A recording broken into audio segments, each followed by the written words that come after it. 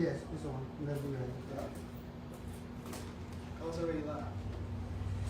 Yeah. For like 5 minutes, no, about 2 or 3 minutes for the music and stuff. I'm waiting to see if they can hear us clearly. More than likely we can. Give people time to get in the room, so we got 2 at the moment.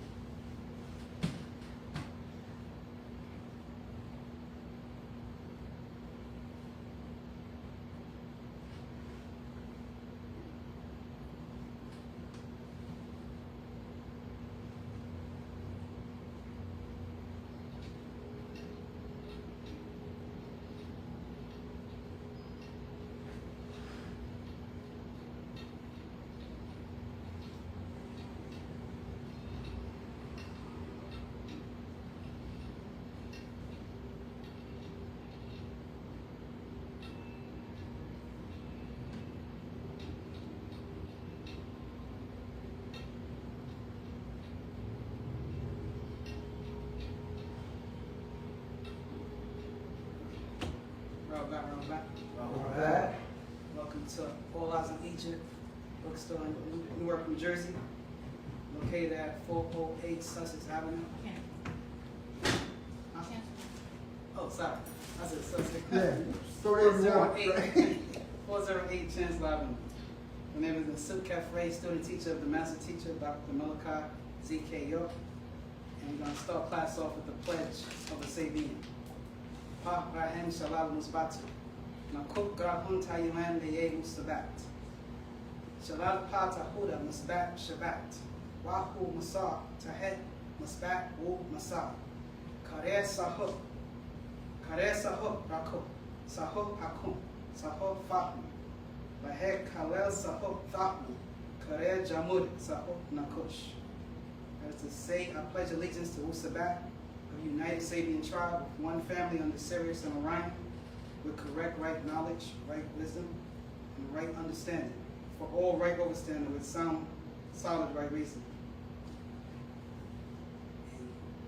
And start of class, any questions? Yes, bro. My question, right, is for hyperspace. And the question I have about hyperspace is, when you transition and you're headed towards where you're going, when you go in do you go at hyper speed or do you go slow enough, you know, with slow when time slows up and you're going, you know, where you're going? According to an update that my brother read last week, it's not going fast, but you're like in some type of tunnel, right? And you're being pulled by a cord-like thing that's pulling you. So it's not going real fast because you're able to see. And let you know that it's going to be beings on different one outside of the tunnel as you're being pulled. And don't be distracted by them. Right. And just continue being, carried on by the pull that's happening to you.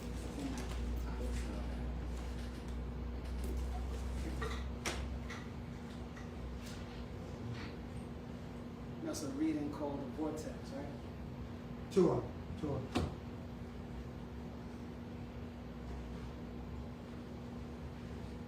I have a question. Yes. And the book Sex Mind Slave, verse 302, it says, a spirit can be transferred from one person to another if one person falls in love with another. The spirit inside one will be attracted to the weaker person. I just wanted clarification or an example of what that would look like. Spirit, okay. So let me go back to the. Let's start from 301. Even if foreign blood is put in the body within 6 weeks, your blood will replace it. Yet the ka'a spirit of that person will or may remain in the person, or it may affect their actions. Mentally, it can be removed. Spirit can be transferred from one person to another if one person falls in love with another. The spirit inside one will be attracted to the weaker person. So just according to verse number 1, we know that spirits could remain with people. Talking about if they come and interact with each other. Or if you get let's say you get blood transfusion. Remember, we would say the spirit is in the blood. So if you get if the spirit is in the blood and you get a blood transfusion from someone else's blood, that's not yours. You're taking on that person's spirit at that point. And in taking on that person's spirit, their mentality, whatever was going on in their mind, is also in their spirit, or also in their blood, which transferred to you in a physical form, and then you take on the spirit. Why is that? Because the spirit deals with what? We know that the spirit, in one aspect, it animates the body. Another aspect is that it is an aspect of your personality. So since the spirit is an aspect of your personality, you take on another person's blood, you also take on some traits from them. Also, when a woman and man come together and they exchange bodily fluid, they also are exchanging spirits. That's why we would say 30 spirits that you have on your side, 30 spirits on their side. When you come together, that's 60 spirits each, right? So, and also, you also could transfer spirits by conversation. How? Well, we call it inspiration. When somebody inspires you, right? You're looking at the word inspire or in spirit. They're putting their spirit in you. And this is why when a person, sometimes if you knew a person, you think you know them, and then all of a sudden they start talking different. You go, where you get that from? Because you're like, that's not how you act. That's not how you talk. That person is inspired by somebody else, right? And that's the whole concept of an example of how a spirit could be transferred from one person to another.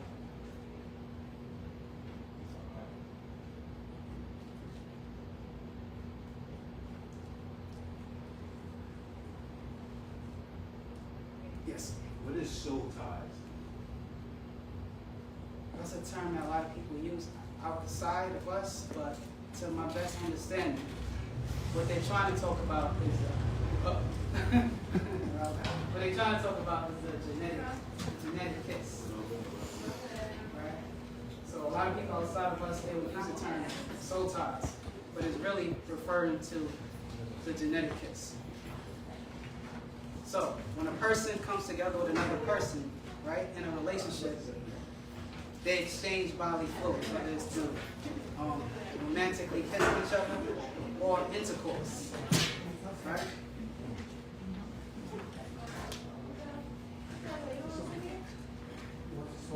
How about a salt chip? Alright, so we'll switch chairs, pass it, help us get that chair over there.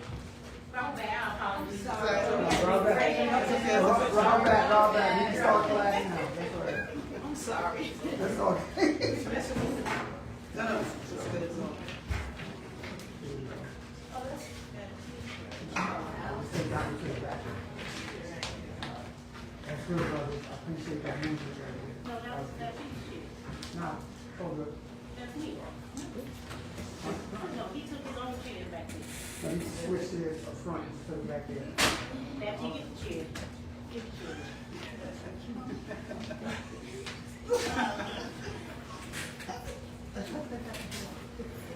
Yeah, anyway, Okay. yeah, we're good. All right. So going back to the brother question, Right. what are soul ties? Soul ties is what people in the world use that term. We would simply say genetic kiss. Genetic kiss is when people think about kissing, they think of romance and things of that nature, but they don't look at the deeper meaning.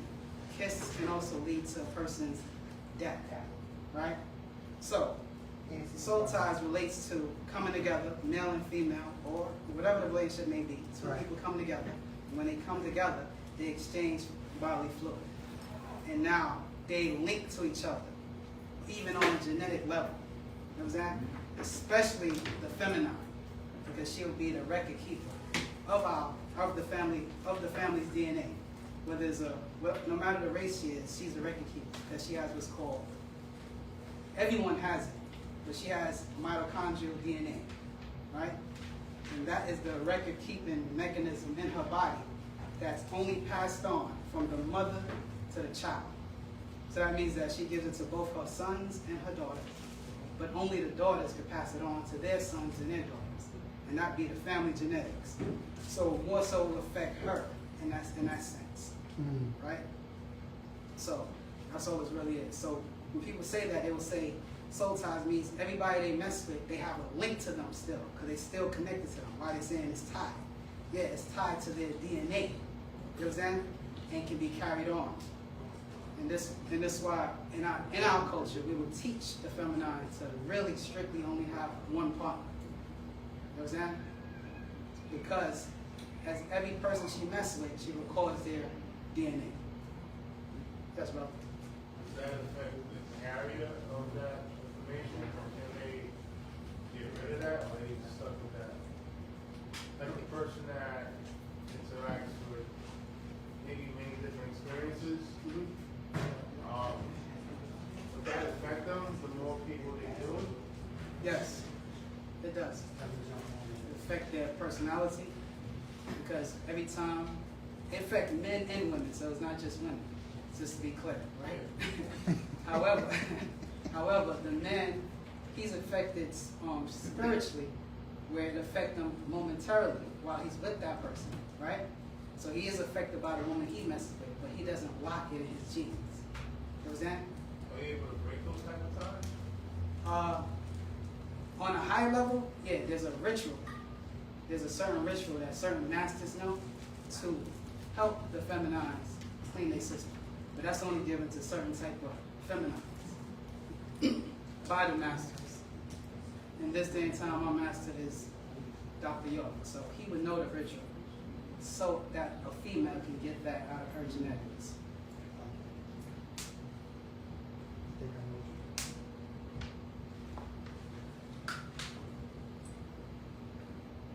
We have questions online, but I got questions in the room. Y'all go first. Online. Nope. All right. We have a question from Azumar Rahashafat a while back. His question is, how do you capitalize on your positive momentum with all of the negative forces interfering the more you're trying? are not acknowledging the negative forces. Meaning, you could be aware of it, but the thing is this.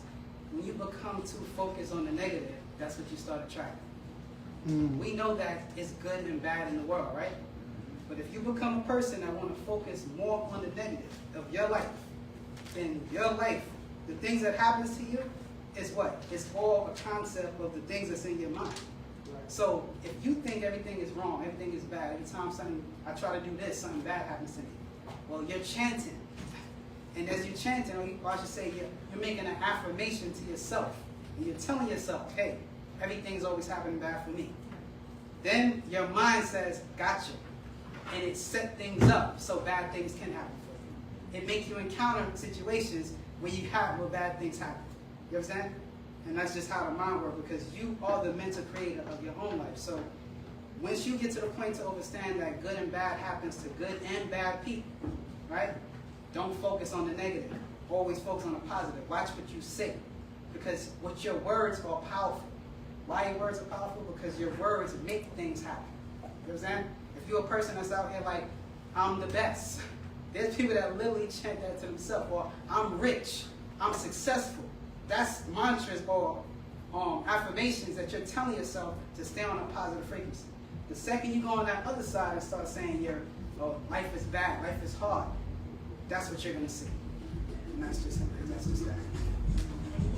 So it's a modification of your mind and the type of words that you use. Because all is mental.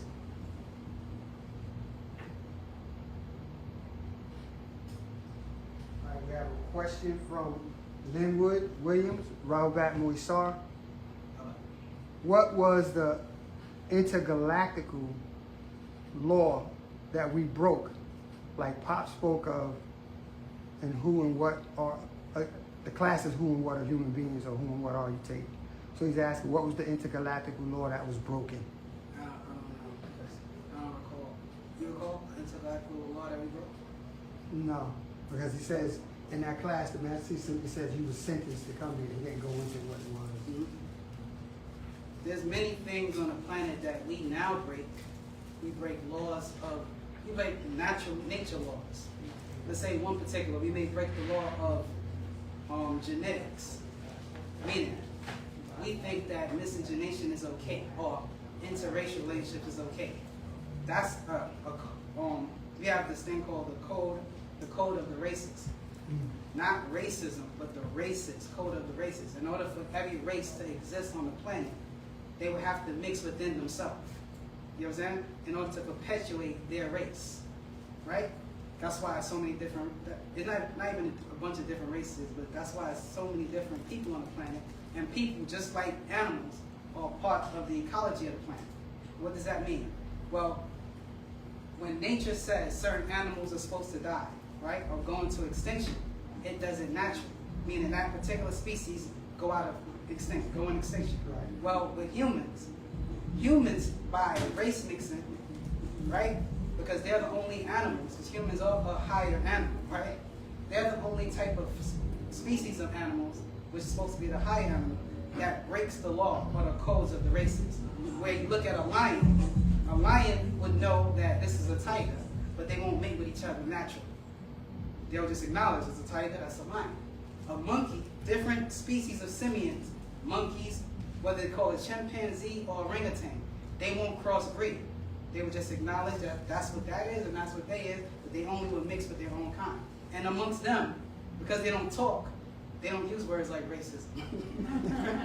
Right? Because they just know they only mix with their own, and that's not a problem.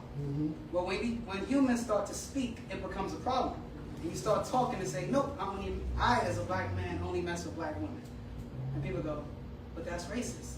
And it says, no, that's natural nature.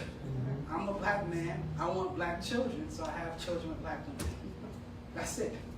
Simple. I don't hate your race, but I do want to perpetuate my race. That's it.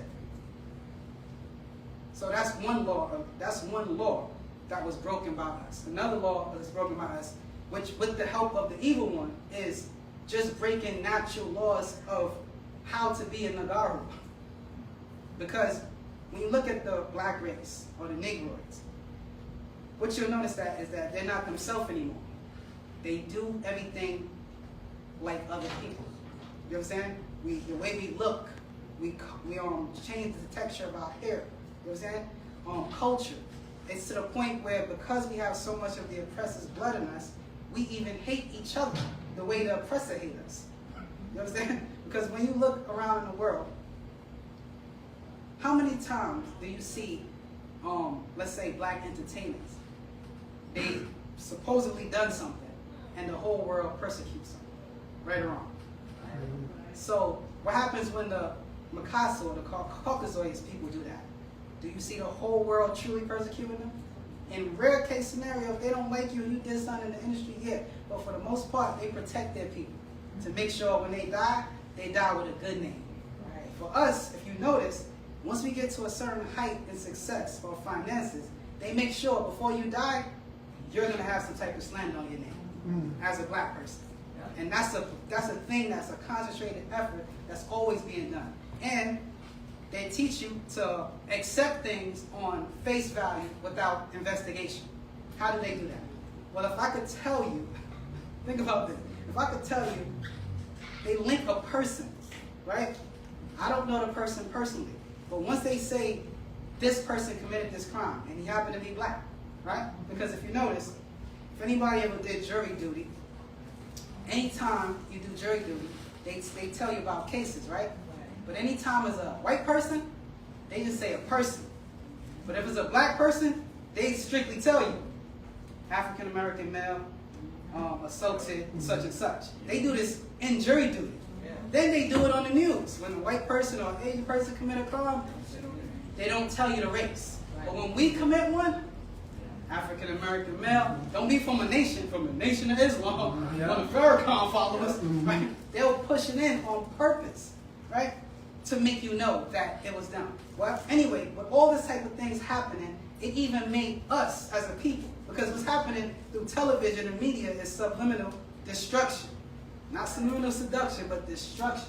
Because what's happening, they're destroying your mentality and the way that you perceive your own people. Right? So, in doing that, you too, in turn, start feeling the same way as everyone else.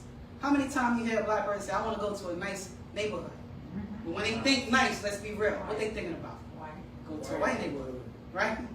Right? Right or wrong? So that's telling you they already know. There's already a seed inside of you that feels like I will be better off and live better if I was in a white community. And that's a sick mentality.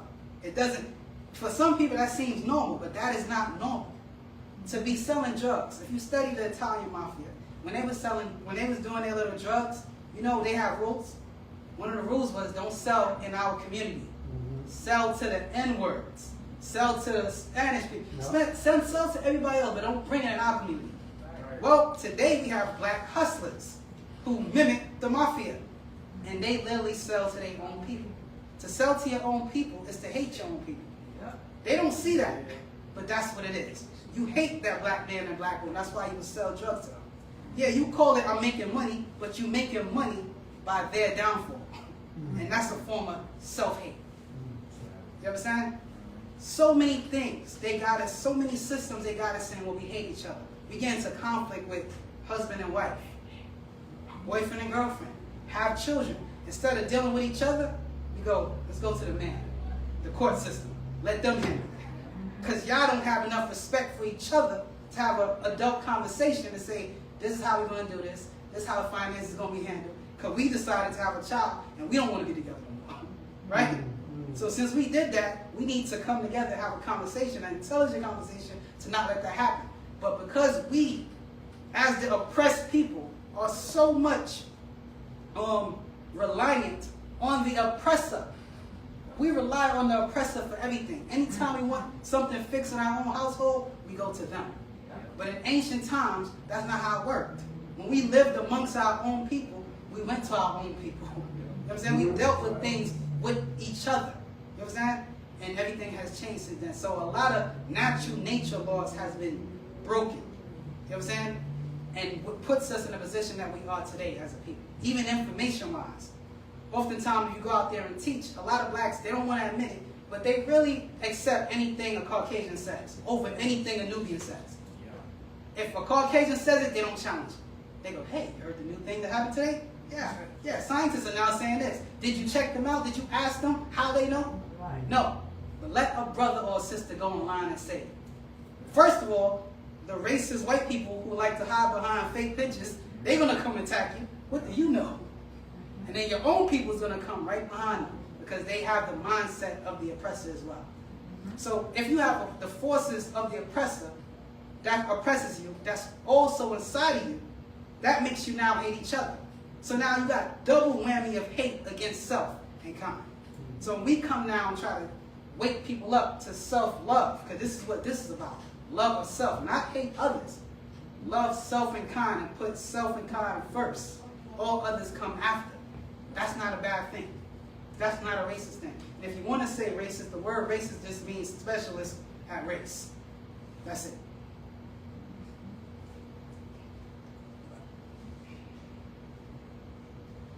We have another online question from Zamal Chris McNeil, Rabat.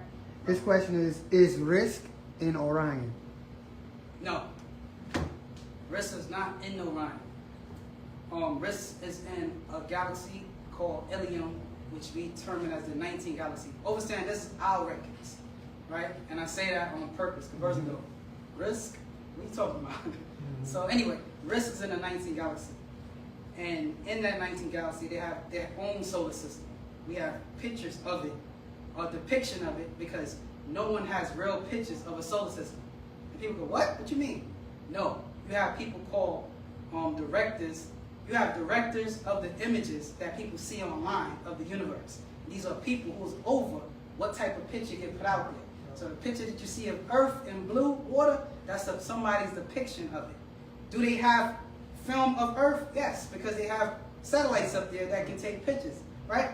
However, the pictures that you see that looks nice and crisp of Earth and the universe, those are all made up.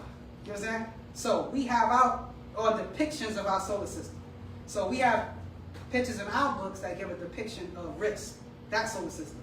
And Risk is a planet that's in Ilium, which is in the 19th galaxy. Now Ilium is confirmed in the Quran. Right? You understand? For those who need a reference, I think it's Quran 83, verse 18 to 19. You'll see the word Ilium there. That's the galaxy where it says, who can tell you what Ilium is in the Quran? Because the Muslims don't know what it is, right? So we can tell you what it is because we know our ancestors are from there. You understand? So yeah.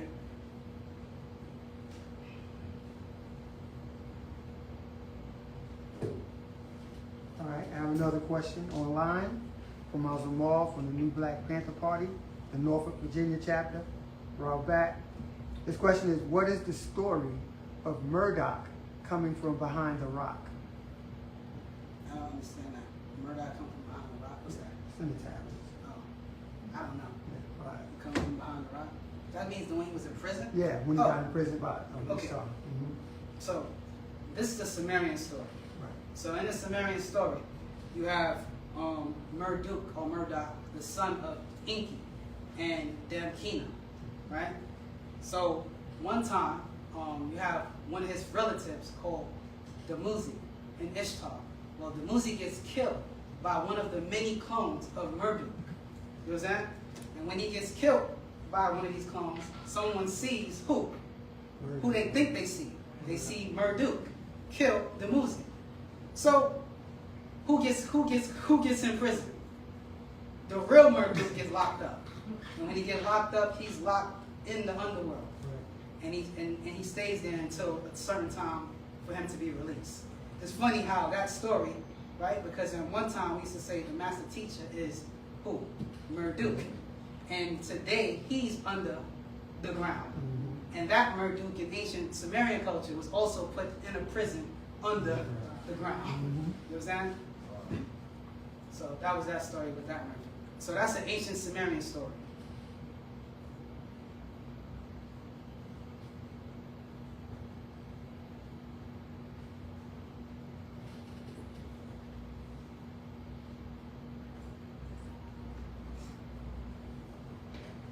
I'm gonna show you something too.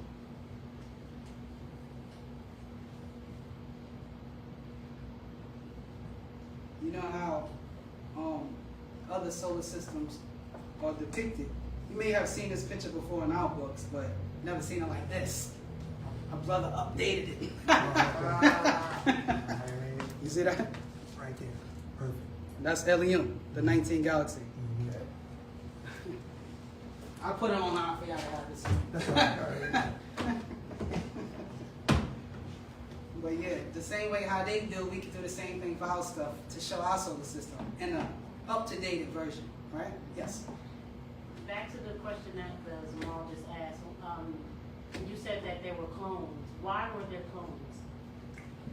Well, in ancient times, the beings like the Anunnaki, even the Netsu, used to do cloning for many reasons. One of the reasons they would do it is because, unlike us over here, you know when a human needs a transplant, what we would do, we would put that person on a waiting list and wait for someone to die, or who, you know what I'm saying, wait for someone to die, or some family member who want to give a piece of their organ, and that person would just wait. Or sometimes they even die waiting on a waiting list. Right. Well, in ancient times, these deities, right, they was much older than humans, and they knew the science of cloning. And instead of waiting on a list, they would literally clone their own selves. That means if you make a clone of yourself, right, and put them in suspended animation until you need them, right, and you need an organ, and say your heart goes bad, you take a heart from your clone, because that clone was literally only made for the purpose of what? Body parts. So now you just go to your clone and boom, and that's all. So a lot of times they did that. Today, what they don't tell people is that there has never been a successful transplant. They don't tell people that though. But they'll go, because you're going to walk around and some person online like, I got a transplant before. Yeah, and you have to take anti-rejection pills for the rest of your life. Yep. That means that your body rejects that new organ that's transplanted in you over time, because your body recognizes that's not you. Mm-hmm. So those pills is to suppress your body system from rejecting that organ.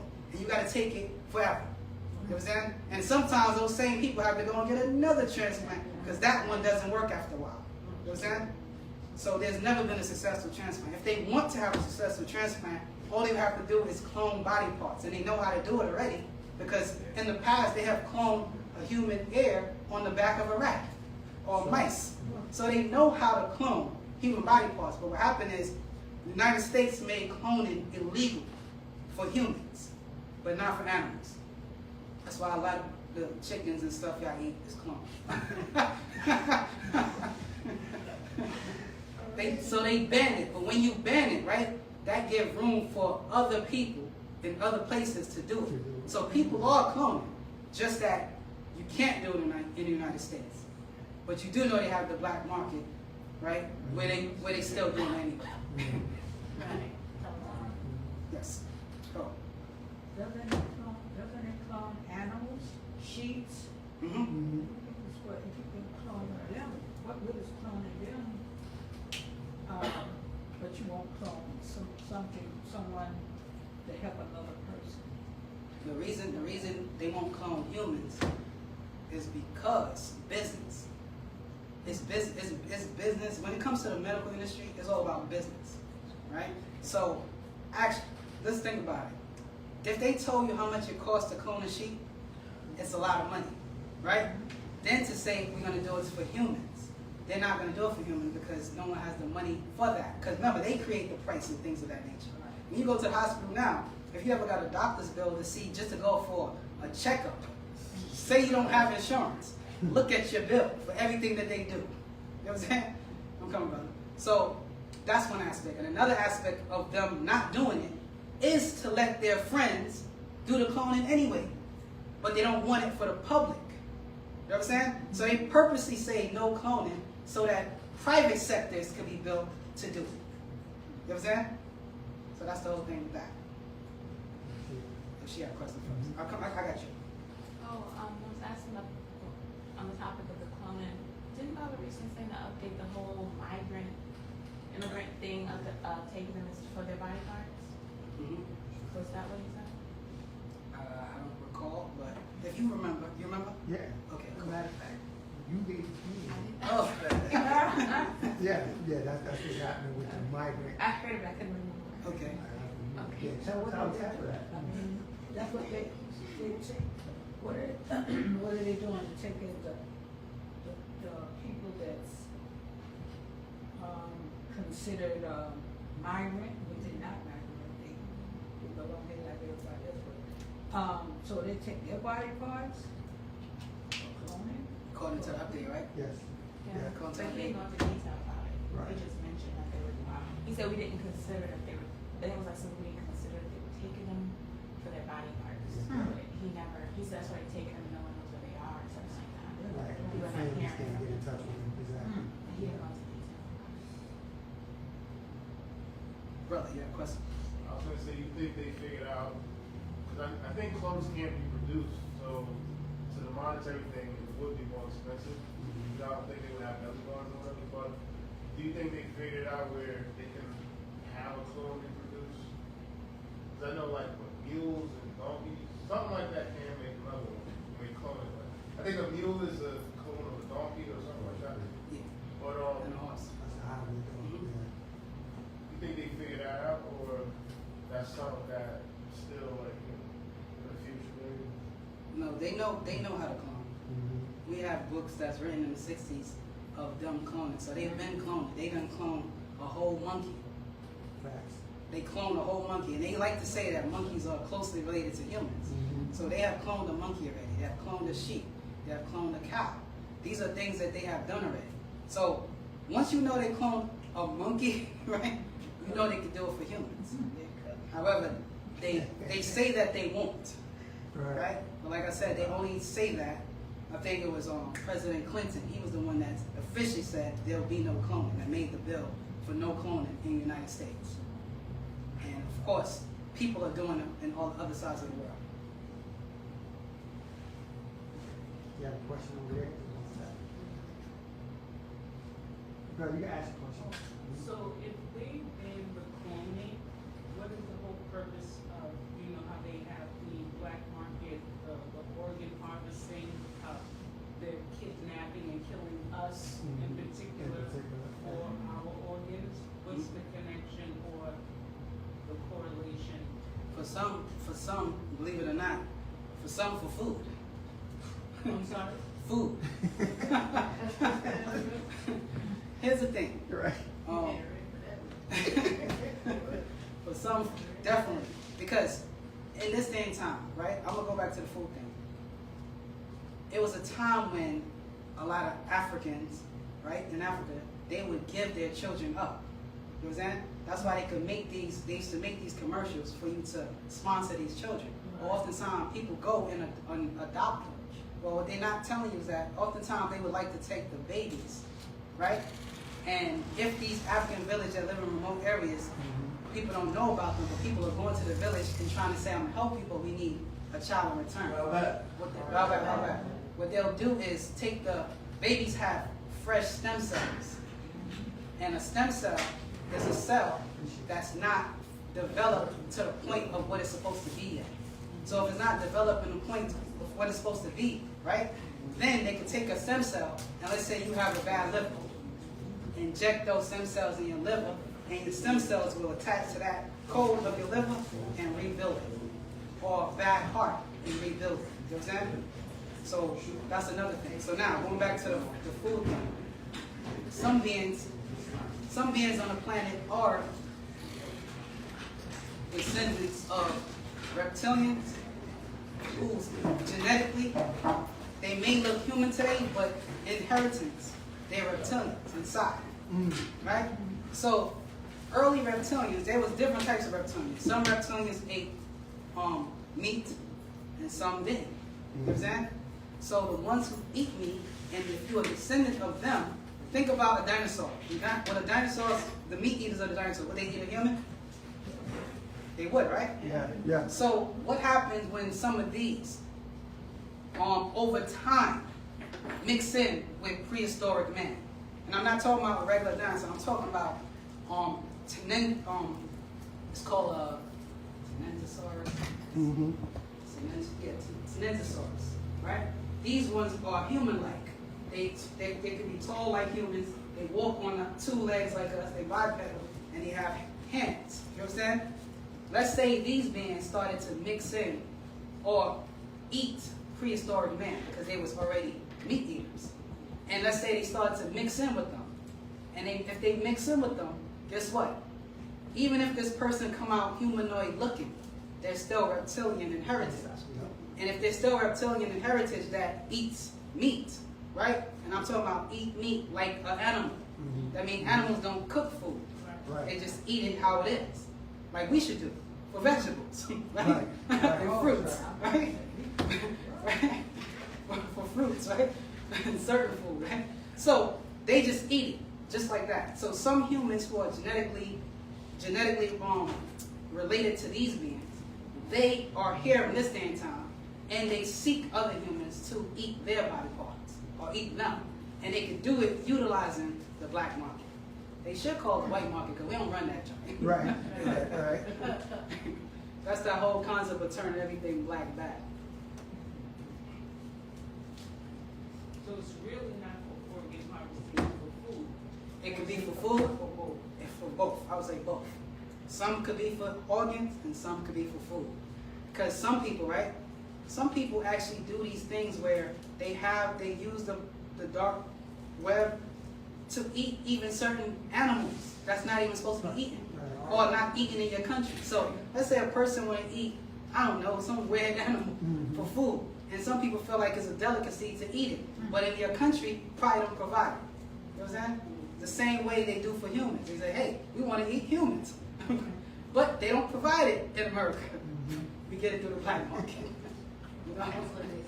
They provide it in restaurants in Manhattan. Another thing with the cloning thing, when a woman go to the hospital and have a baby, and she don't keep her placenta, they take that placenta and use that for cloning. The hospitals will give you a hard time to get your own placenta, and it doesn't belong to them. That's your child. Even if you have a baby and you want the cord, or the cord blood, you have to pay for that. Why would you have to pay for it and you gave and it's yours? And that placenta has the genetic makeup of the mother and the child. You know what I'm saying? So we know in our culture we bury the placenta. So you have to, if you're gonna have a baby in the hospital, these are the things that you have to tell them ahead of time to make sure you don't have a problem at that point. Because at that point, they're trying to take it and keep it for themselves. You know? Especially black mothers and babies. They got the center cream. They And have that. shampoo. Yeah.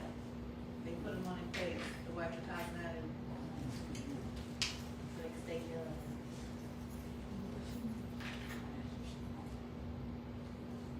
Got another question? The placenta, because I seen it on YouTube. A black female, she had a baby, home birth, and she took the placenta, because she had a midwife who helped her, you know. So what she did was she asked them for the placenta, and she gave her the placenta, but then what was sickening, she takes the placenta and she blends the placenta and she drinks it. I'm like, what? I don't know. That's what complicated. Yeah, that's But some. they do that. That's some reptilian thing. now. But for a black woman to do this, But you got right on TV, I was just so nauseous. you gotta remember that black people too are mixed in with reptilians. Yeah. You know what I'm saying? How y'all think y'all got that whole asexual reproduction from?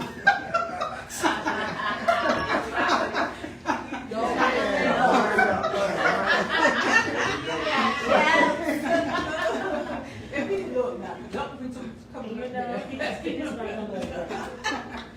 All right, any other questions? Oh, got one, another one in the room? So, being there, we're talking about like reptilians. That could you explain the RH negative, RH positive, and the difference between the Caucasian and the black people? Because there's some black people that have RH negative blood as well. Can you break that down? Okay, so when we talk about the RH positive, RH negative blood, right? We're talking about what they refer to as antigen D in their science. So, what is RH negative? The reason why they call it RH negative, let's learn the history, because a lot of people on social media, they will tell you, especially white people, because RH negative is predominantly in white people. Not all of them in particular areas. I'm saying there's a specific area on the map where most of the white people in that area have RH negative blood type. Most people in the world have RH positive blood type. You understand? So these type of racist white people, what they'll tell you is, well, our blood is the universal donor. And we don't have, you see, RH stands for what? Rhesus monkey. So if they say I'm RH negative, they're going to be like, I don't have no monkey blood in me. Right? That's what they're going to hit you with. They're going to be like, you got monkey blood, not me. So don't come with me, don't come to that crap with me. My blood could be given to anybody. Yours can't. That's how they're going to hit you. Because that's what RH negative is. So RH negative don't have certain antigens on the blood cell. So when you look at the blood molecule, if you see a drawing of the blood molecule, all you're going to see is a circle with no antigens on it. RH positive have the antigens on it. They call it antigens D. Now, where did the RH negative come from? The RH negative come from draconians. You understand? Draconians, these are reptilians. You understand? And their offspring or their children would have been the extraterrestrials called Pleiadians. You understand? And these Pleiadians would have been silver or white hair, pale skin, pasty skin, clear eyes. Right? Now, their first offspring on this planet, because everyone on the planet has some type of extraterrestrial ancestors. So their first offspring would have been the Nordics or the Scandinavians. You understand? So a lot of their children have the RH negative blood type. Now, going back to the rhesus concept, is the RH negative blood type or RH positive blood type from the rhesus monkey? That's the real question. The answer is no. No. So why is it called that? Well, you had two Caucasian scientists who was studying or doing experiments on a rabbit and mice. No, rabbits and monkeys. And what they was doing is, they was doing experiments with their blood. And what they did is they realized, when they put their blood together on their petri dishes, they realized that the rhesus monkey blood was attacking the rabbit's blood. Like literally attacking it, destroying it, killing it, eating it up. You understand? So, when the concept of blood transfusion came out in modern times, a lot of people was going to the hospital and having problems with blood transfusion because they didn't class blood yet. They didn't realize that there's different blood types on the planet. Right? Now they know that there's A, there's AB, there's B, and then there's O. So originally, there was only 4 blood groups that they knew of. Those four blood groups was O, which was considered universal donor. This was O positive. You understand? This was considered universal donor at that time, right? Then you had A positive. Then you had B positive. Then you had AB positive. So those were the only blood types you knew about. So when they started doing blood transfusion, they started realizing some people are having their blood is coagulating, meaning it's getting harder, or something is destroying their blood through the blood transfusion, or nearly dying because they're getting the wrong blood. So now this is when he started classifying bloods to go, okay, what's happening? It became even more dramatic when they realized that women who was RH negative, right, and men who was RH positive, and they came together to say that child ended up having a positive blood type. The mother's blood eventually starts to what? Attack the babies, right? And that baby can end up dying. But oftentimes it don't happen with the first child because the mother and the baby blood don't truly connect with each other. I know it doesn't connect until after birth. And some of the baby's blood end up touching the moms. And when it touches the moms, she becomes sensitized. Now the next child born after, so that first child that's born from that RH negative mother, that first child could be normal. But the next child after, her body would naturally try to kill that baby. So what they have to do is give that mother Rogaine shots. Yeah. So if she knows this is her partner and this is what happens, they start giving her shots to impede the process of her body, to trick her body from realizing the baby in you is RH positive, right? So that's that. What else is RH positive, negative? Yeah, so today, the only reason that many Nagaros also have RH negative blood type is because of a lot of mixing. First, it was mixing by force, because you gotta remember, we went through what they call a slave trade, right? And let me ask you a question. What did they trade us for? Nothing. There was no trade.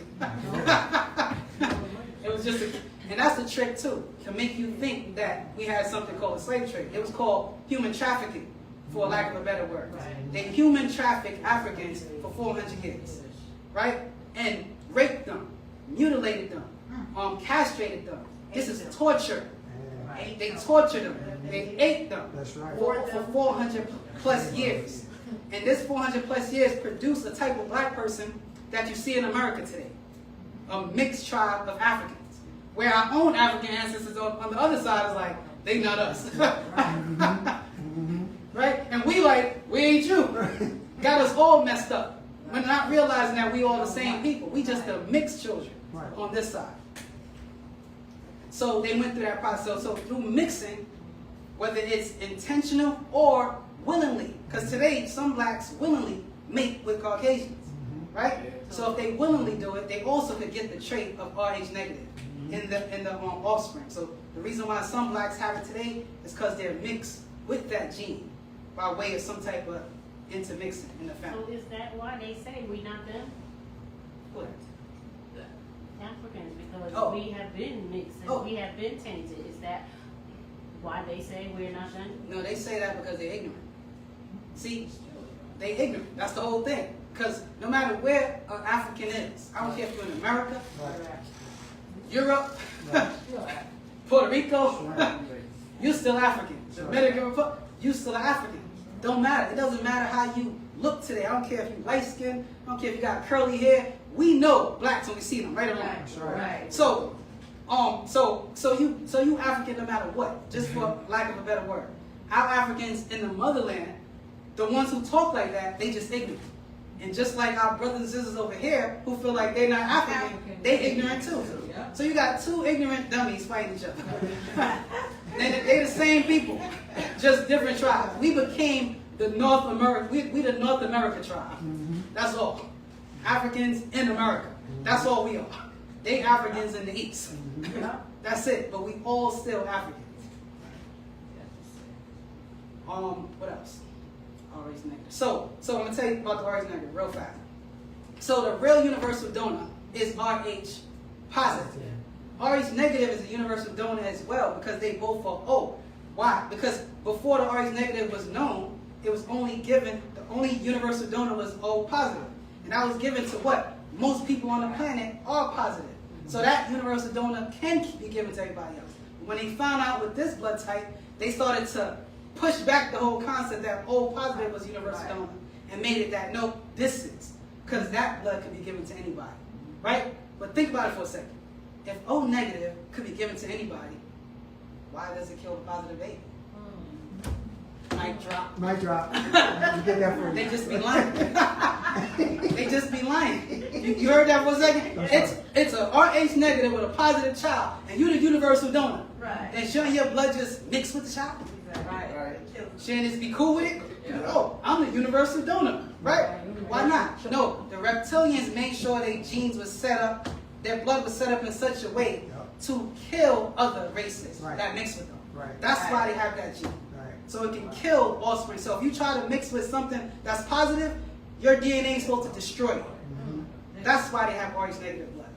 So if they want to have children without that situation, they have to mix with their own kind. That means RH negative people mix with RH negative people. And RH positive people mix with RH positive people. And like I said, 90% of people on the planet, more than 90, is RH positive. And don't make them tell you no monkey crap. It's not from the monkey. Because if it was from the monkey, why they have blood banks? Why? Check this out. If it was for the monkey, there's a lot of monkeys on the planet, right? You can just take them and have a whole bunch of blood from these monkeys, right? But that's not the case. You can't mix, crossbreed a human blood. You can't transfuse monkey blood into a human body. It's not going to work. That person would die. You understand? So that's not true. That's a myth that they like to play with because of their racism. So now, what is the antigens on the Rh positive for? It's for ammonia transport. That means when you take in oxygen, right, in order to transport some of that carbon out of your body, it's the antigens on your blood that releases it. You understand? So how are they doing it? Things that make you go, So it's a reason. So Rh positive, Rh negative has nothing to do with the rhesus monkey other than the name. Because when they found out about the rabbit and the rhesus monkey combination, and they saw that the same thing happened with humans, they're like, that's the same thing that happened with the rhesus monkey and the rabbit. Hey, let's just call it the Rh factor. Right. And that's it. And because at the time anthropologists believe, and they still do, they believe that humans come from monkeys. So for them, it was nothing to say, hey, it's from the Rh negative. We're just going to call it that. But is it really from it? No, it's not from it. That's just the name. Cool?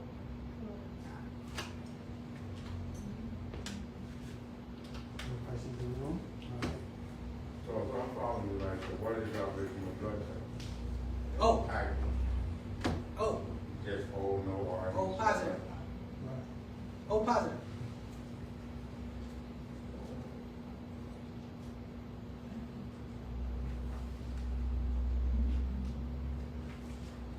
We have a question from, it was a two-part question from Rahashafa. First part, what is the difference in the Ba, Wu, Ka, or what is the difference in the soul and the spirit, and how it plays a difference in recognizing influence from your 30, he put 33, but from the 30 spirits and or outside influencers. So what's the difference between the soul and the spirit, first part, and Okay, its so- influence? So we got to understand that we know from our ancient records, we have four. It's four. 2 spirits, 2 souls. And this is the type of information that we got to get out to the people. So oftentimes when you hear people talk about spirit and soul, it's always connected to some religion, right? However, we know that in ancient times, we had the concept of soul called Ba and the Ka. Now, on a higher level, we also was taught that there is another soul and there's another spirit. So one of your souls is called the Ba, right? And that's the emotional aspect of you. That's the first breath you take. That's the aspect of you that's connect you to the ether. Because the ether, I should say, ether is the head of the soul. You understand? Then you have your Rawa. That's another aspect of the soul. And let me see. That's the part of you that's dealing with the breath. You understand? Then you have spirit. The Ka is one, and that Ka is called spirit. That's related to your gender. And then you have the other spirit called the Nefas. That's dealing with your personality. Understand? So now, what's another part of this question? It said, and how, what's the difference between those two, and how it plays a difference in recognizing influences from the 30 spirits and or outside influences? Like how does that? So the soul doesn't play a difference at all. Your soul, the soul that we all have as Nagaros, is the same soul. And it transfers itself from one person to the next. So, you know how religious people got the concept of eternal life? Well, true eternal life is when 2 Nagaros have children. That's right. Because the soul is being transferred from those parents, from the father to the children, right? And so forth.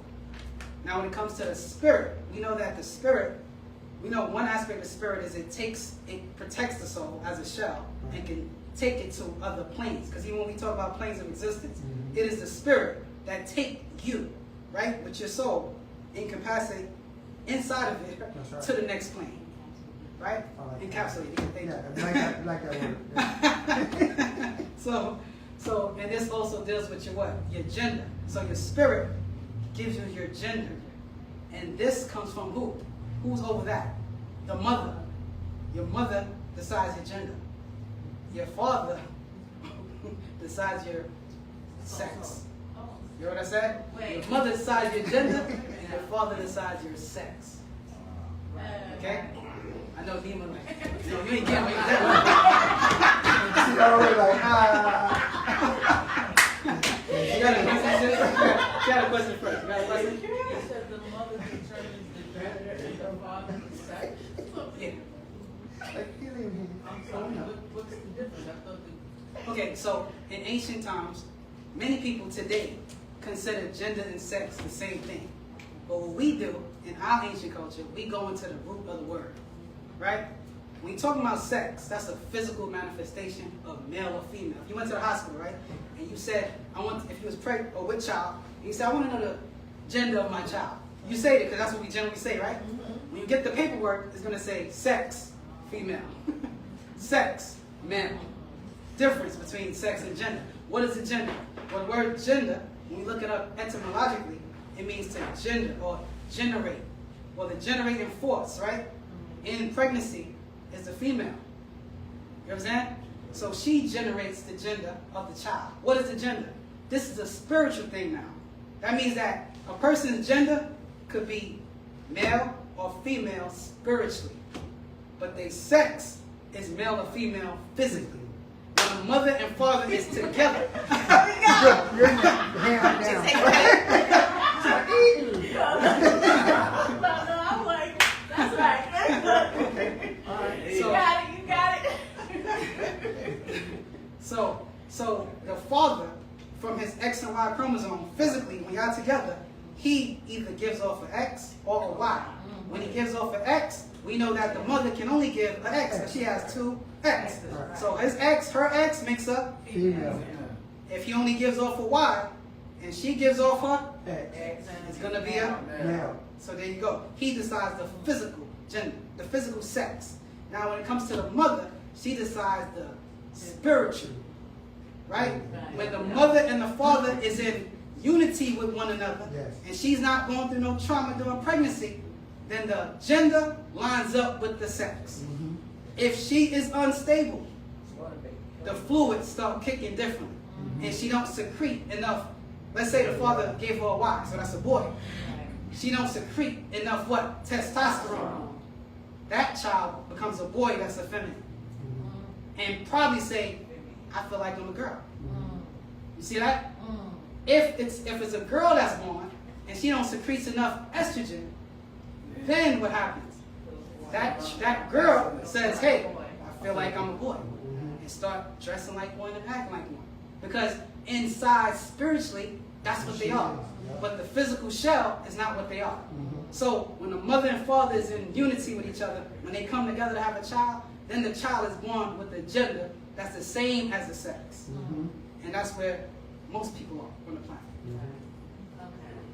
And that's why we would say that people who are born, we say some people are born hormone sexual naturally. Right. Meaning it happened before they was born. Right.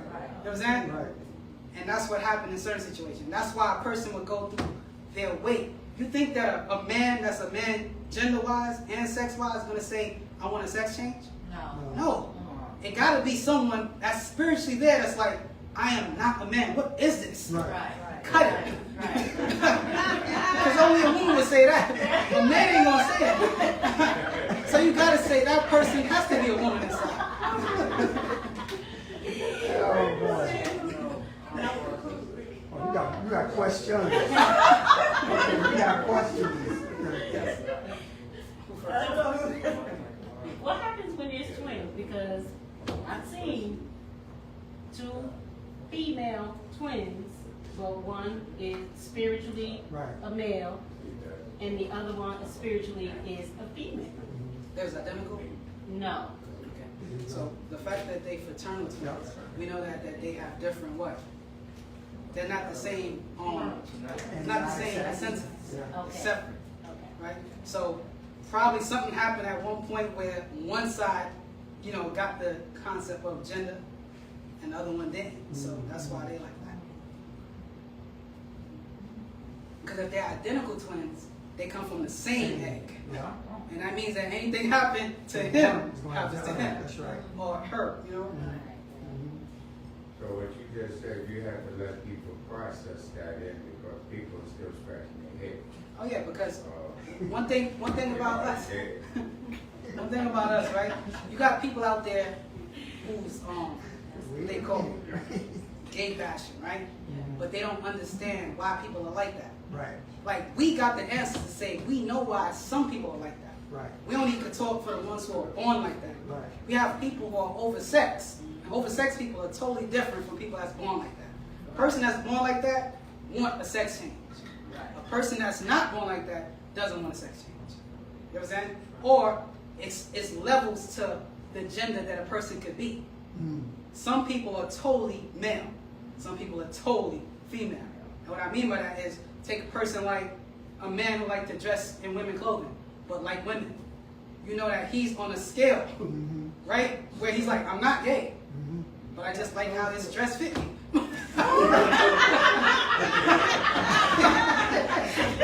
Whatever.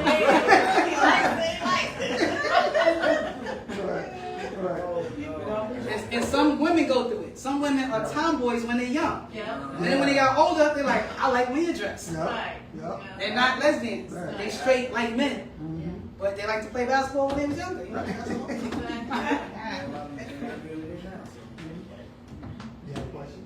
Yeah, so it's very important when a couple comes together that the female, when she's pregnant, to stay calm. Yes. Right. It's very important for her to be calm. It's very important for the people that she's around to acknowledge that she's pregnant. Yeah. Don't bring the drama to her. Right. If you care, Right. don't bring that drama, because it's a child being born now. So since a child is being born, the most important thing is the child. Because that's another new soul, especially if they're God, but any race for that matter. Right. Once a child is being born, children are not racist, adults are. Right? Because you can take a white baby and a black baby and put them to play together. No one is going to say nigga. Right. Unless they heard it from their mother or their father. Right. They ain't going to say it. I'm saying, someone got to teach the baby that for them to become that. So when you see these adults who are racist, they mama and daddy taught them that. Or their uncle or their grandfather. Someone in their family taught them that. You know? Hey, Yes. one more question. Can you break down the difference between when two people come together, but one is black and one is white, male and female, vice versa, and concerning their soul, what happens to their soul? So when a let's say a couplazoid, and it depends on different races, because it's all based on your seats. So we all have different energy centers in our body. In Hindu culture, they call it chakras. So what happens is, when you are a non-ether being, an African, right? You have 9 chakras. That means you have 9 seats. The 7 in the body and 2 outside the body. Now let's say a Caucasian person, they have 6. You know what I'm saying? A Hindu, they have 7. That's the Asians for you, right? They got 7.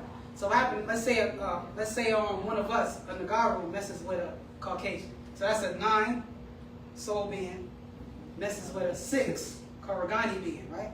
That's right. Right? They come together. And once they come together, what has to happen is they chakras have to align with each other.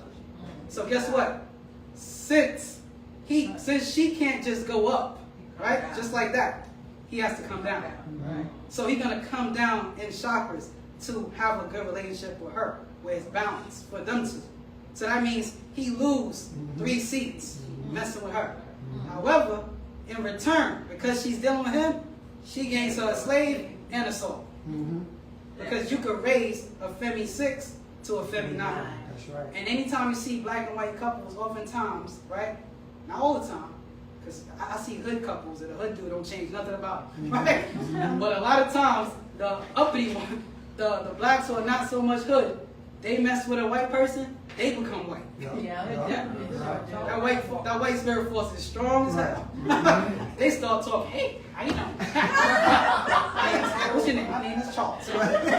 They have this whole white thing about them now. You know what I'm saying? And they feel like everything has to be in a certain tone that they say things. It's not intelligence, it's the tone that just changes. You know, and the mannerism. So we would say that they lose something in them. Look at Kanye West. When he was going through that, and he's still going through it now. Same concept. Lose himself. Because some people would tell you the old Kanye was better, right or wrong. The new Kanye is crazy. So yeah, when blacks and whites come together, they lose something. The black usually lose something because they have to come down to line up with them. You want to know for the soul aspect? Yeah, and can you explain the male, the Nagaru male and female, but it's different for the Nagaru female with the Yeah, when a Garo female messes with a Caucasian man, it's a bad thing because she doesn't gain nothing from that situation. Why? Because he's a masculine 6, right? And Right. or 5, right? Yeah, Not 5. Yeah, he's a So he's on a 5 level, right? Not 6. He's mid. So when she messes with him, she doesn't really gain anything from him. You know what I'm saying? On a soul level, because he don't have a soul Right. to give on. That's right. You know what I'm saying? That's So right. in that situation, it'd just be an unbalanced relationship. That's why in our culture we'll say we accept. Let's say you was new to the culture, and you have a wife that's Caucasian. We would say you're accepted in the culture. What happened to the man? We would say he's not accepted. He comes to class, but he's not accepted in the culture in the sense of, you're accepted in the sense of you can read, but don't think that anyone's going to encourage you to mix with one of our daughters. Right. Or even, you know what I'm saying? It's not going to happen. It's just going to be like, you're a part, but you ain't going to be given about, my daughter ain't going to you. Right. I know his daughter, if he had one. I have. But it's it. Right. I concur. Most of the Savior's men is not going to give their daughter to that brother, to that Caucasoid brother. So his energy force subsists on 6 ether. So he's a destructive being at the core. Sorry how bad it sounds. It's just like when we look at a lion. A lion will kill you at the core. He's a killer at the core of what a lion is. You go in a cage with a lion, what's going to happen is, if he's not hungry, he's going to be resting. The second he get hungry and you in that cage with him, you are his food. You know what I'm saying? Even when people try to train them, you can train them but so long. If you train them at the time when they are hungry, you will become food for them. You know what I'm saying? So the same thing like the Caucasoid nature. At the core of them, they're evil when it comes to darker races.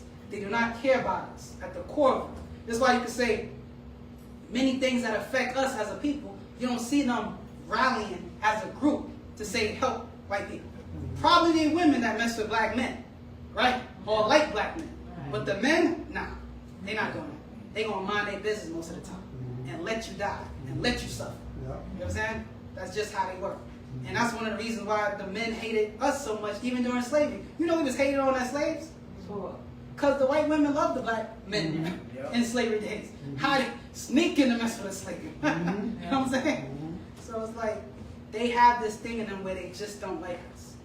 They don't like us talking. The same way that we're affected by their tone, right? We're affected by their tone and their arrogance and all these things about them. We like, I just can't stand your whiteness as a man, right? You know what I'm saying? Because they're a certain way. They always want to dominate and rule, just like their overlords. So they try to do that to us in the workplace or anything like that. You know what I'm saying? So their nature is the type to want to conquer you or take something that's yours. So we'd rather not even go through that process with them and just say, hey, you stay over there, we over here. And that's that. So we'll say the men are not accepted. But anyone had a question in the back? I thought I saw a hand. Oh, I forgot my question. Oh. No, it's just in lines with what you're saying. Things like know thyself. It's like if everybody kind of knew these particular information, they would have better relationships. They would move better. Because like with the women, it's saying that they won't gain, right? Because what women are receivers. So I'm just agreeing with what you're saying in terms of people just gotta be open to the information because that will dictate the type of relationships and get help as well. So. All right. Any other questions? Go ahead, move down to that. Yeah, wasn't it perceived anyway that black and white would never be the same anyway because the white one was a cherubim and a seraphim. They was gonna always be against each other. It's like fighting each other. They're never gonna be on the same wavelength with each other. Because that's true. Because of what we represent in nature. That's right. Black people or Africans represent 9 ether, positive spirit force. Caucasus in nature represents 6 ether, or even lower in spirit force. So that's dealing with demonic forces, lower than us. So it's always going to be a struggle with us trying to coexist together under their rule. Because if we're under their rule, they're okay with that. But how many times you see it flip? Mhm. Where they gonna be on the outlook. Do we have a whole bunch of white men in our culture? No. No, because they know predominantly this is almost like a black culture. Mhm. So white men is like, nah, I'm not doing that. But could you find European sisters in this culture? Sure. You Sure. can, Mhm. right? So can you find Asian sisters in this culture? Oh, yeah. You can, Sure. right? So for some reason, the nature of the Caucasoid man will not allow himself to say, I'm gonna be a part of a group that's predominantly black. And we say, no problem. Mhm. Have fun. Mhm. Oh, your women gonna be here, don't That was all part of the image of the beast. The image of the beast?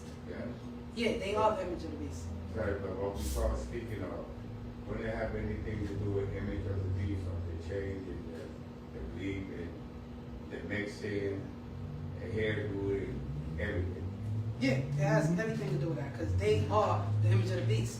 You know how the image of the beast concept comes from the scriptures.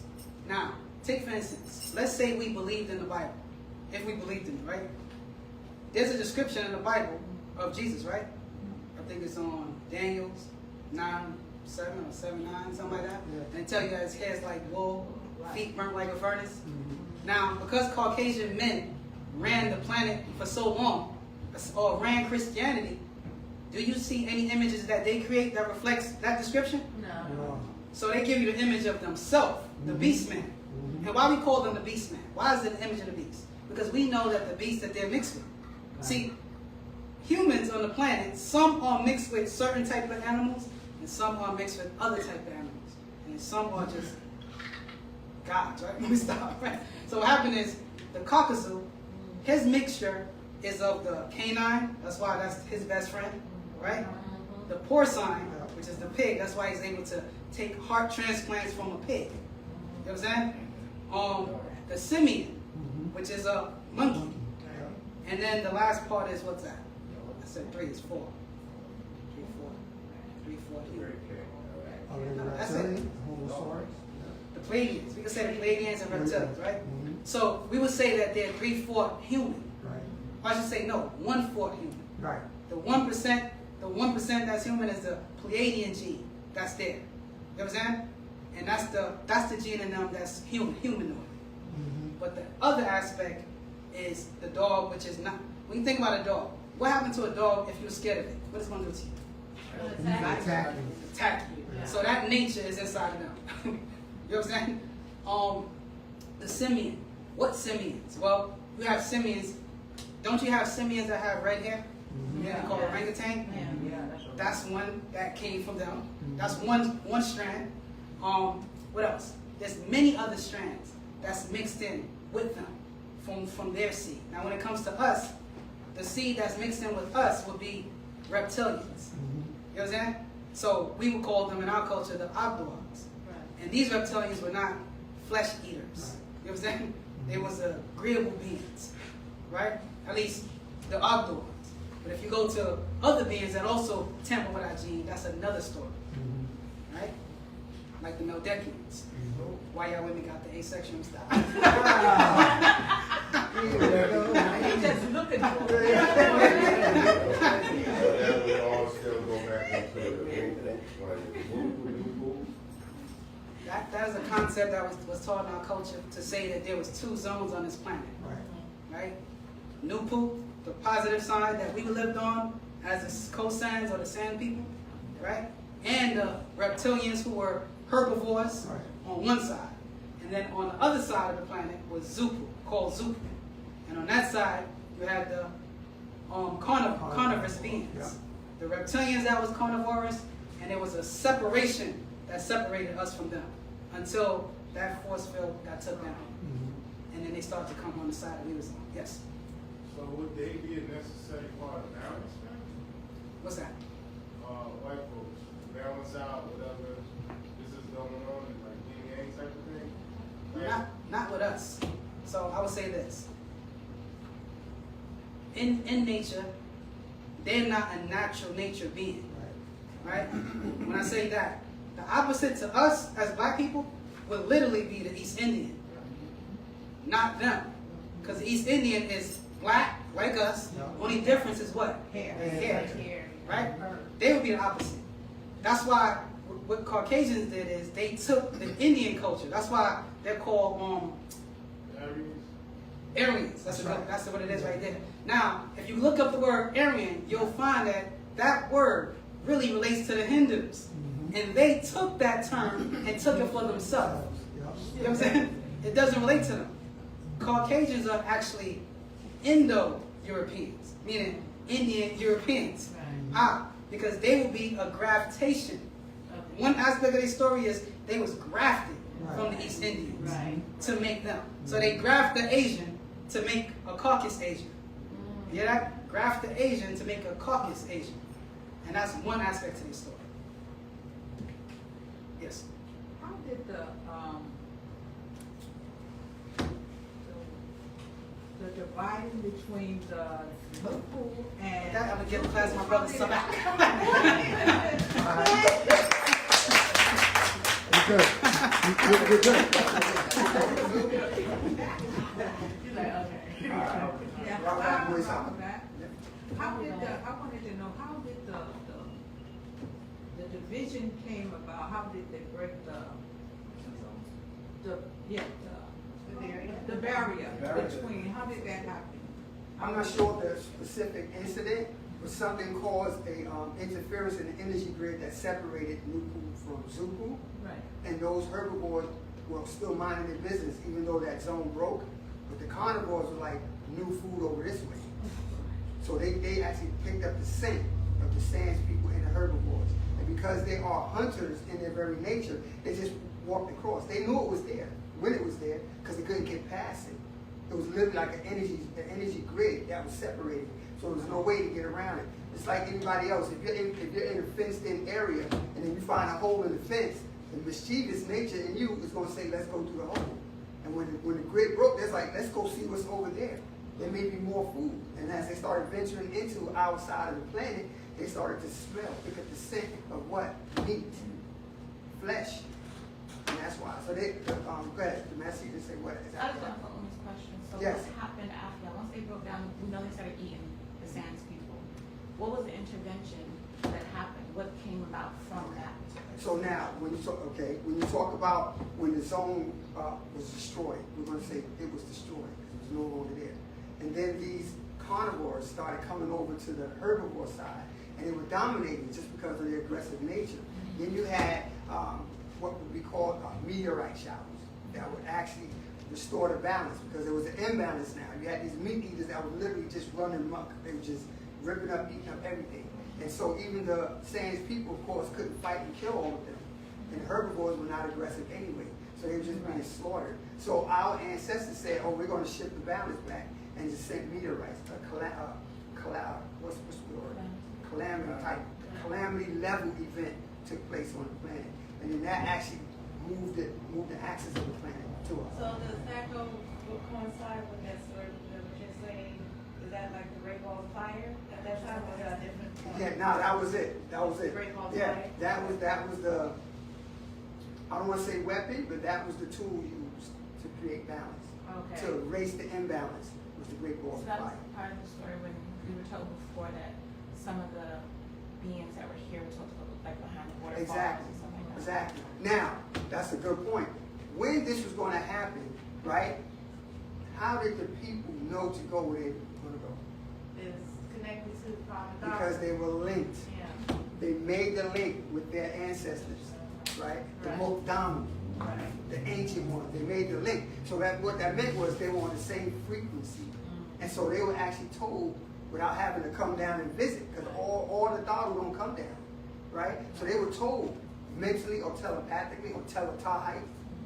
They were told that way. So we too can hear that now when we make that link. But how many of us want to put in the work to do it? To us. Sorry. No, good. No, you're good. Let's go. So we know about the story. We say that.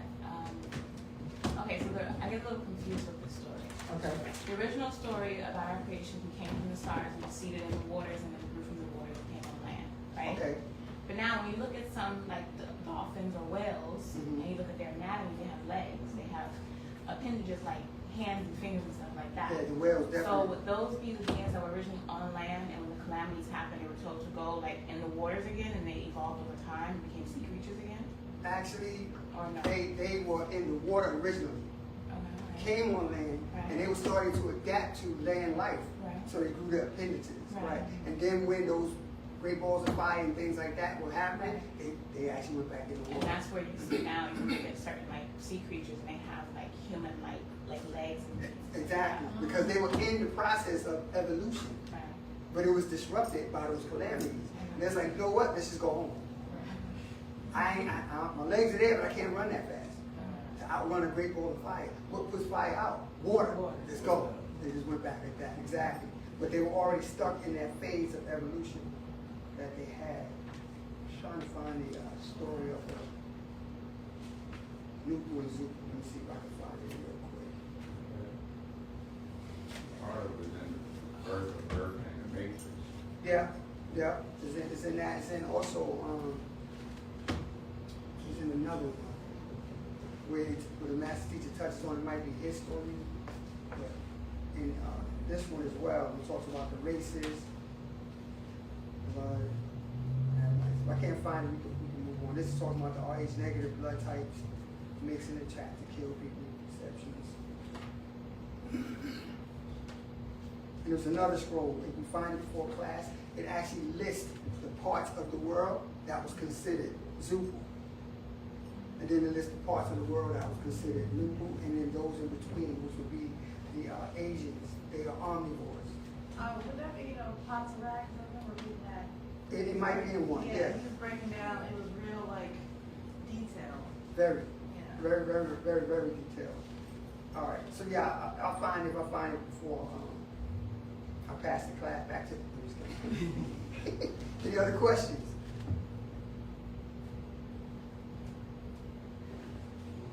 So that separation is like, would that be Sure. Arabia to north, the north?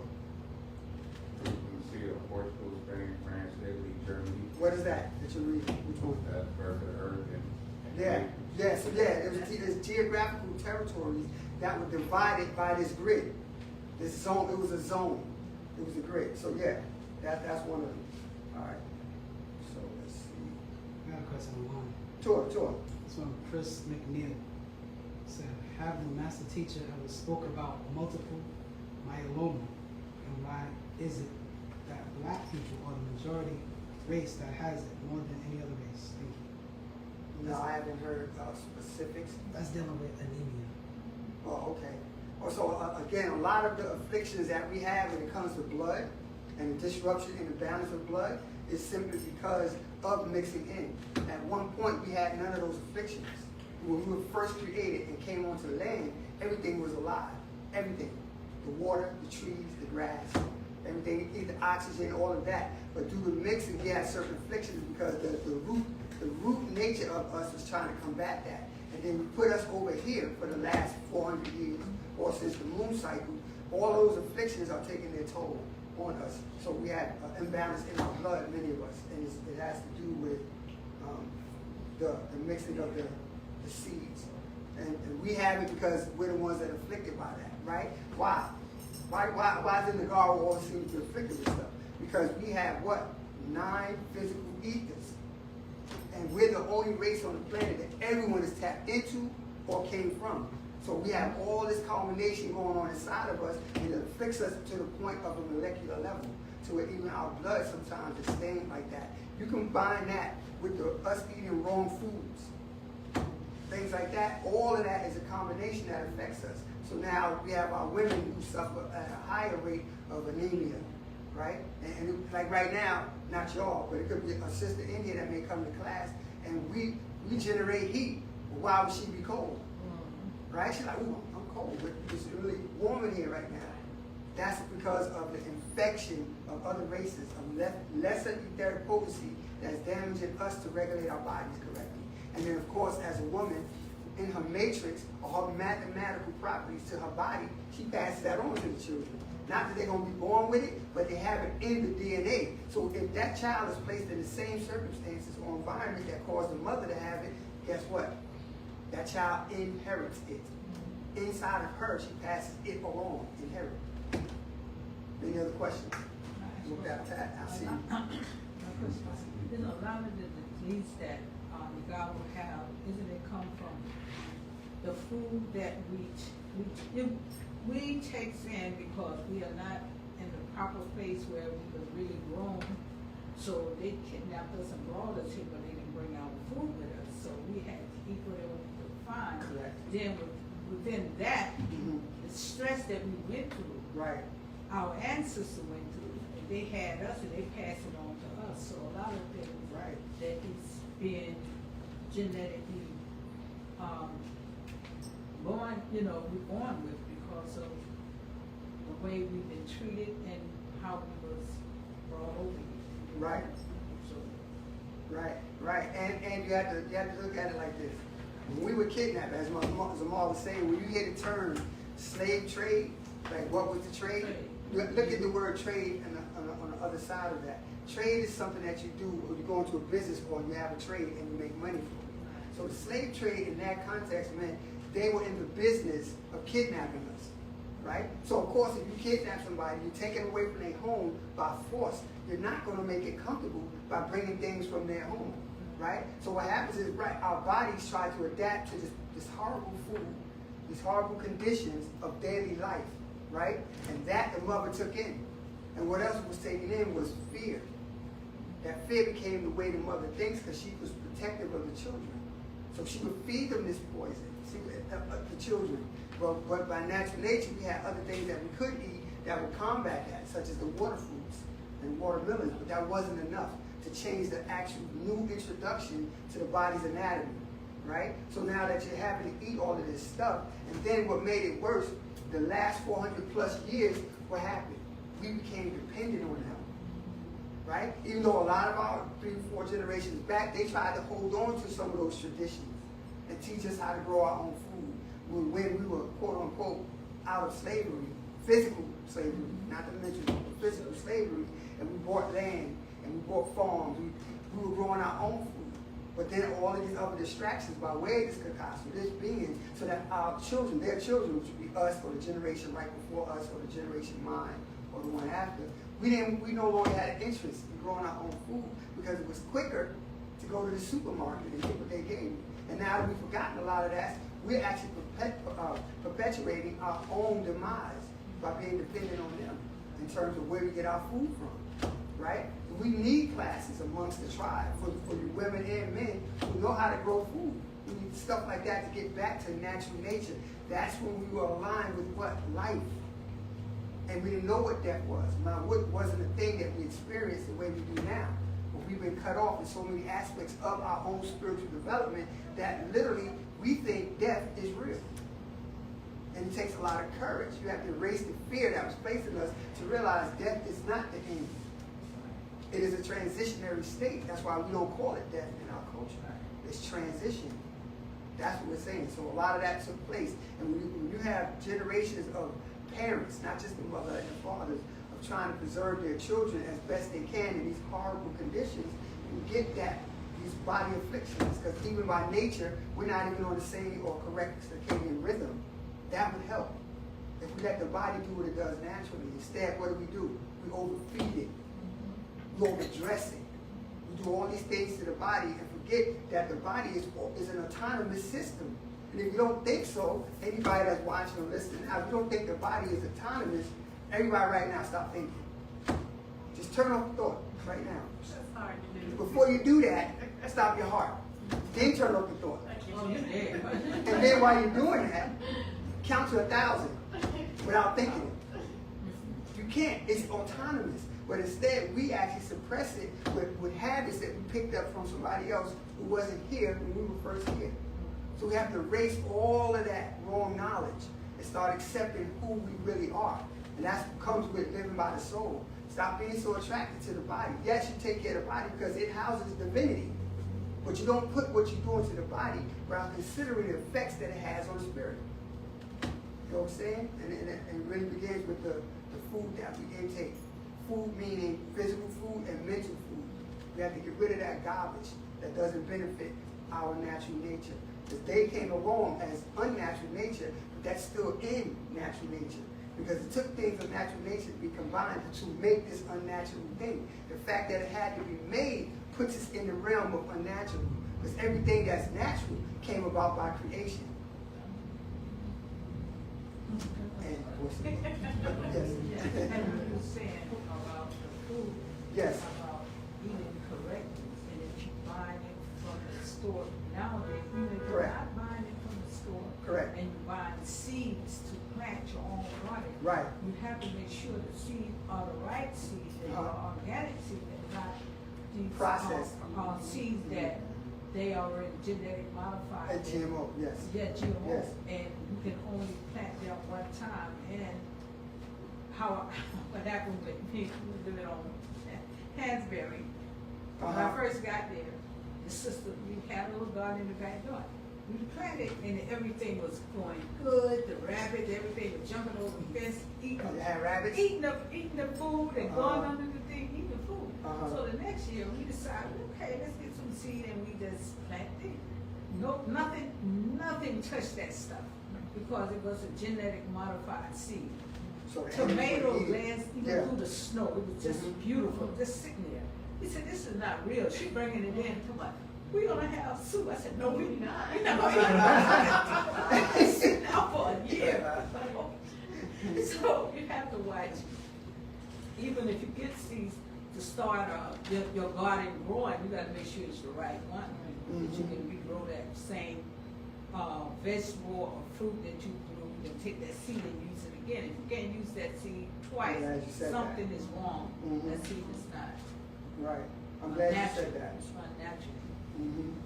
So, again, and on top of that, you're right. You have to get the pure seed that hasn't been genetically modified, which is going to cost you a little more money, but your health is worth it. You know, you do that. But then you also got to understand all of the stuff that they do with the weather. How does that affect the soil? So you still, even when you're putting good seeds in bad soil, you're going to have some contaminants, which is why we, as a race, as a people, don't belong over here. We have to accept that reality. We do not belong here because everything here is pretty much not in the service of a better us. Right. Right? Because over here things are based on laws. And who created the laws? They did. But we live by rules. There's a difference between natural nature's rules and the laws of a made being. Because they can change it to benefit them at any time. Where you can't change, duck, get around, avoid, or take shortcuts from natural nature's rules. Because natural nature's going to let you play with that. And then when you finish, get back into it. You have to. And when we all start living like that, thinking like that, moving like that, we're going to see the change in all of us. All of us. So, yeah, the food is it's a very integral part of our existence. I'm not saying become breatharians. You're not practiced on that. Don't delude yourself in thinking, I'm just not going to eat for 2025. Okay, before you do that, can I have your favorite color? So we have the balloon ceremony. You know what I mean? To show you the respect that's due to the bravery that you just said. I'm not eating for 7 months. All right. UBAD. So let's not do that. As deities, we have to use our non-mind. We have to, and non-reasoning. So what I'm saying is when we come together and all of us are eating the same way, I know that I can come to you and I trust what you're giving me. Right? The reason we can't trust everybody's food for those who may work in office environments, what do they call it? Potluck. Lucky if what's in that pot, don't get it. Potluck. Mom would say food roulette. Let me just spin the pot. Blindfold, give me a spoon, eat it, and hope for the best. But as the God would say, it ain't about hope. Let's get it right. You know what I mean? So we come together, we always, even, let's not front, before we move to the next question. Let's not front. Even when we have civilian gatherings, there's always somebody that goes, who made the potatoes? That's me. Keep it 100. And that's just our nature. Until we learn to really trust each other. That's a good question. You know what I mean? Like, who made this? Who cooked that? And then we have our favorites. We have our favorites. Like, oh, so-and-so made it. I'm good. I'm fasting today. We have to get past that hurdle. If we get past that hurdle, we'll be fine. That's damage control. Yeah, that's family. We just pull that person to the side. Yeah, but like, so, food, did you make that? You guys Yeah. look like And, that you for know, a minute. and we ain't right. We still got developing to do. Right. And the person whose food we don't like, they the only one with a full tray. Don't you think they see that at the end of your list? Nobody ate my mystery mechanical meatloaf. Stop hurting each other, y'all. Take a plate. Even if you don't eat it, take a plate. No. Yeah, if you leave it there, we hurting their feelings. Okay. That ain't what we do. Next time, No, can you do me a favor? I think it's raining up there. Yeah, your well is down. Yeah, can you do that? Towel tap, towel tap. I don't mean to get you wet, but I know who's gonna do that. Not pressing on my. Wow. Oh man, my bad. That's second pay. Yeah, yeah, unlock it now. You're not over there. Woo! Appreciate you. Yeah, Next question? Yeah. This from Milton Richard. So Robert family. Rob Bazamar. Hope all is well. My question is being a vegetarian only beneficial in the physical realm, or is there more to it in the spiritual realm? Okay. Now, what we have to understand is when you're doing something in the physical plane or the physical realm, it has a spiritual counterpart.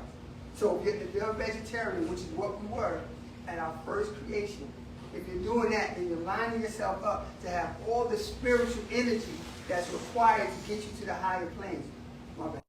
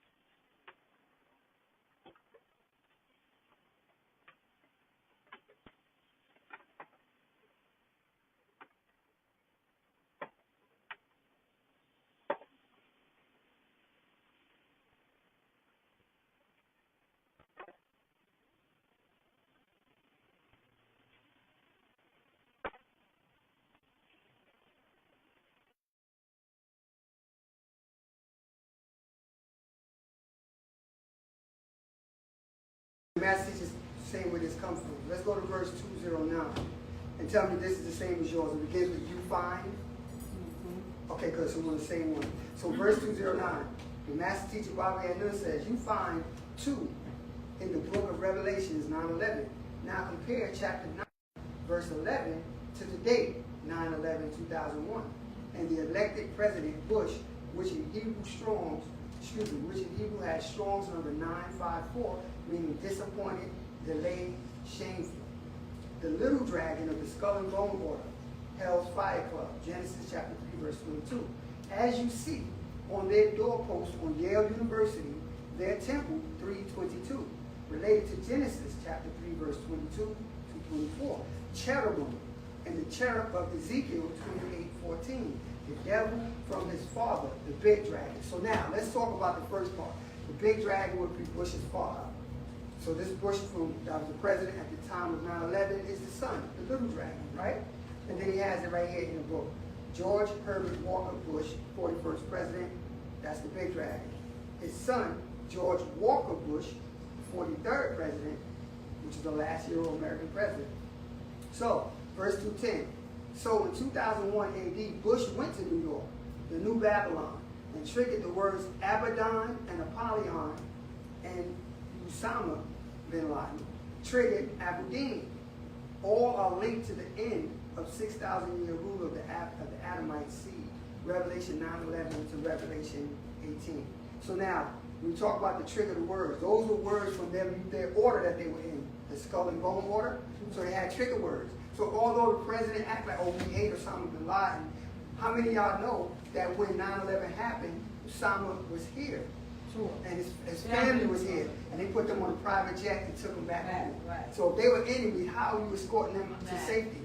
Right. So that was the trigger word. In other words, like if you were to cast a spell or hypnosis, remember hypnotic? Remember? It's a trigger word. And if you hear that word, you're going to respond to a certain thing. So right here, what Osama did, they were probably on the phone, they said, yo, Abaddon and Apollyon. You know what that means. Now, the triggered word was Abu Din. That's, Abu is what in Arabic? And Din is judgment.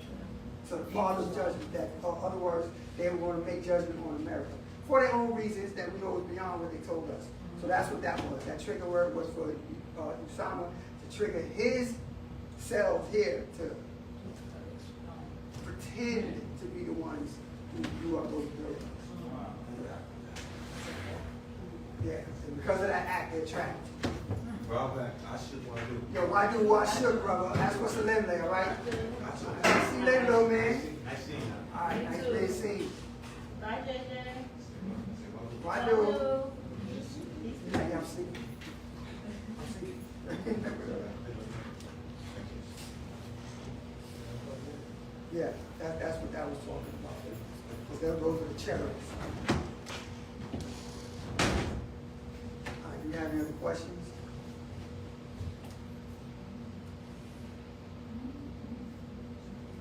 I have a question. Sure. So back to like her question, you were saying it was starting at 24 different. Right, species. Yeah. Yeah, I have to find an update where the master teacher mentioned that there were 24 originally. And some of them have like left, like been done with whatever they were here for, and left. No. There was things that occurred on the planet. They I don't want to say destroyed, but they actually were ended. So what about like with other tribes, like I'm not sure how to name, but like Aztecs or Stuff like that. yeah, who were said to have been here, and now there's no trees. Right, because their extraterrestrial parents came and got them. And they can't explain that in their book, so they just say, oh, they disappeared. And they say things like the moon, Atlantis, and stuff like that. Atlantis is a Greek word. The IS lets you know. Anything with the S or the us at the end of it is a Greek rendition of the real word. So you talk about it'll be Mu, which is from Numeria, and then you have Atlanta or Atlan, which is Utla, which means place of vacation. So they can't explain that. So they just go, oh yeah, they just disappeared and went to the water. Okay. So yeah, when we talk about the Aztecs, they were the ones who still were in contact with their extraterrestrial family. And when they just came and got them, took them all. Then you got the other ones, I forgot the name of the Greek the Greek civilization, where they said one day they disappeared, but they didn't. They got killed by a volcano. And I forgot the name of it, but the volcano came down and just destroyed all of them in that little village that they were in. And you found traces of pottery. You know, you found certain pieces of their architecture and stuff that let you know they were actually living in Not Ghana. the Taínos, No, not the time. Man, I can't think of the guy's name, what that was. And then, yeah, but y'all can Google that. When the volcano Aztecs. erupted. Now, the Aztecs were taken, right? Oh, okay. right? So the Aztecs and the Mayans are the same? No, Aztecs and was the Mayans that were taken. Yeah, the Mayans were taken. Yeah. Thank you for that correction. Yeah, it was the Mayans that were taken. The Aztecs, they were like what? Who were they mixed with? Where did they come from? 'Cause I don't want to say that they were taken. Do they still have descendants here now? Does anybody know? The Aztecs?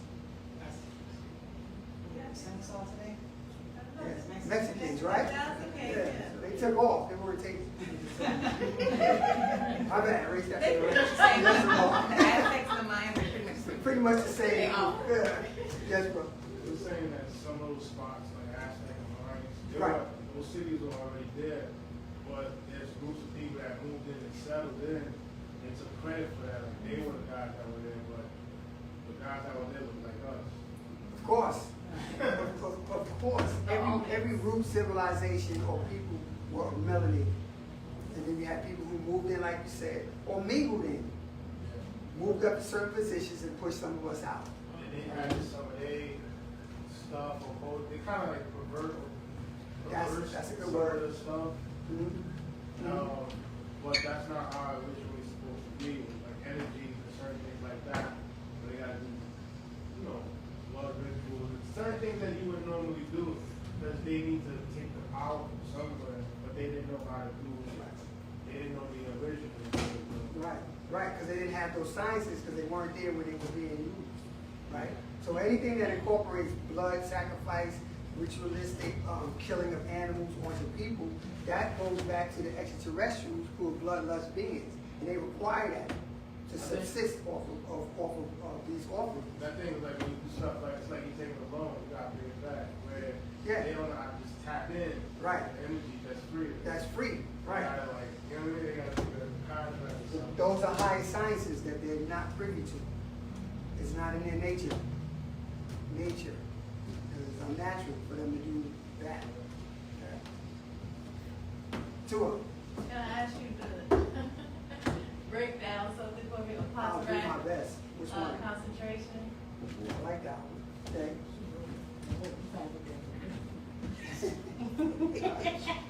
Hey, break down what? The whole thing. Yes, the whole thing. You can do it. Can I concentrate? I'm thanking you. All right. You go. Okay, good. You got faith in me. Okay. No that's- fate. Okay, good. Oh, that's better. That's better. Come on, let me do one more. And what's a good counterpart to concentration? Relaxation. Facts.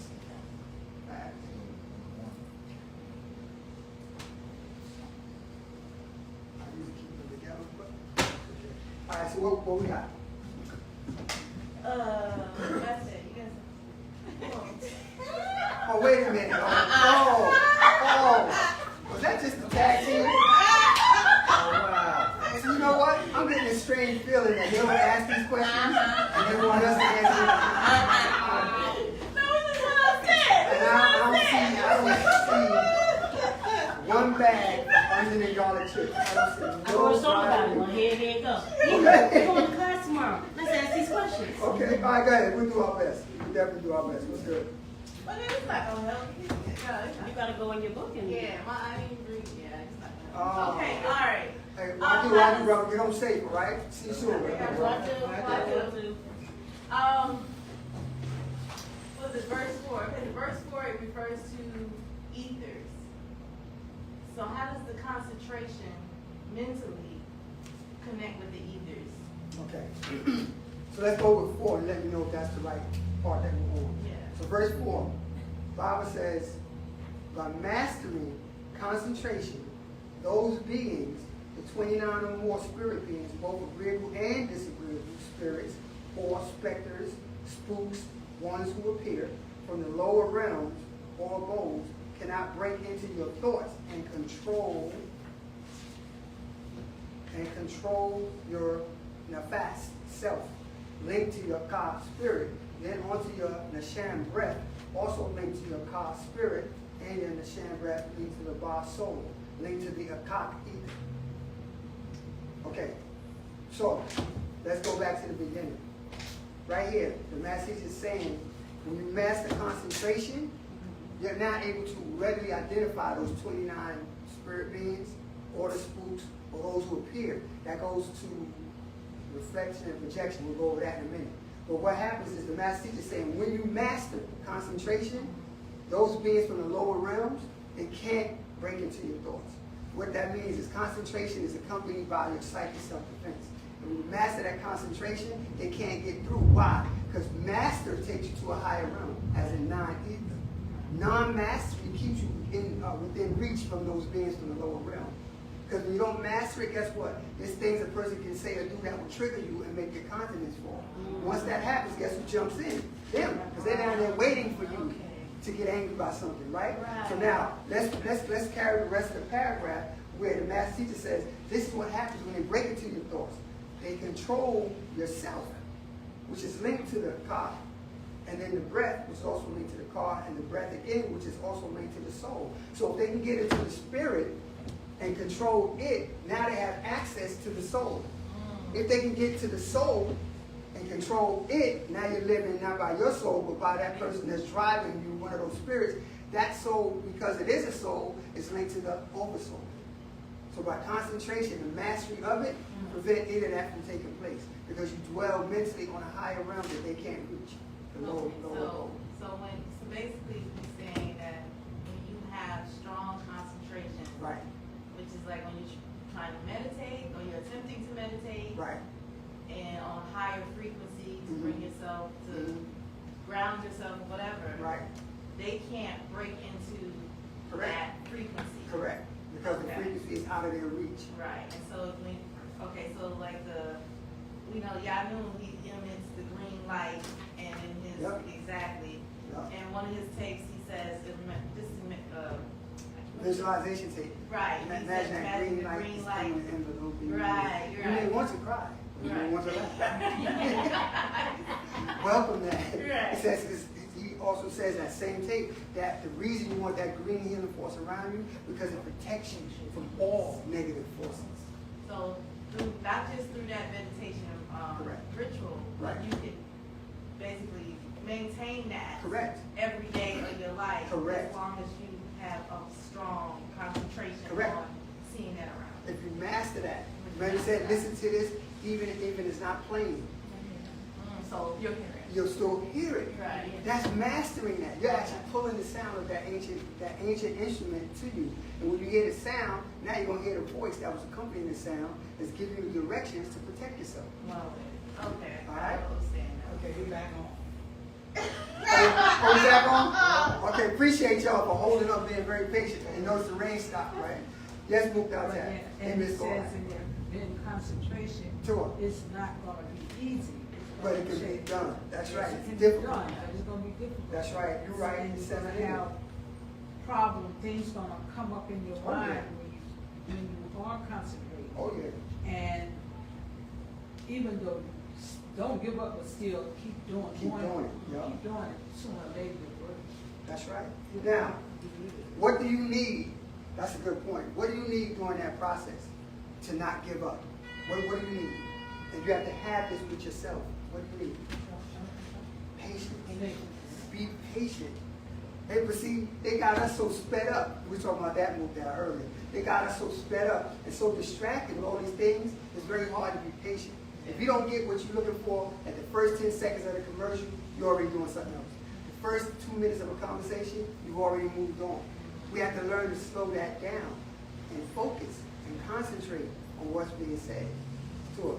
And not only that, Yes. because where we live at, there's a lot of noise and a lot of chaos going on around us. Yes. Even when you at your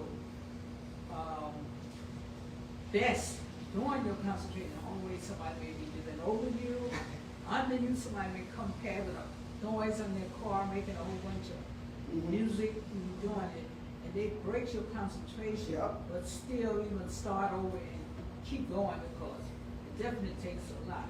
Yes, It takes a lot. right. Seems like when you are really concentrating, it seems like that's when the noise and everything pick up.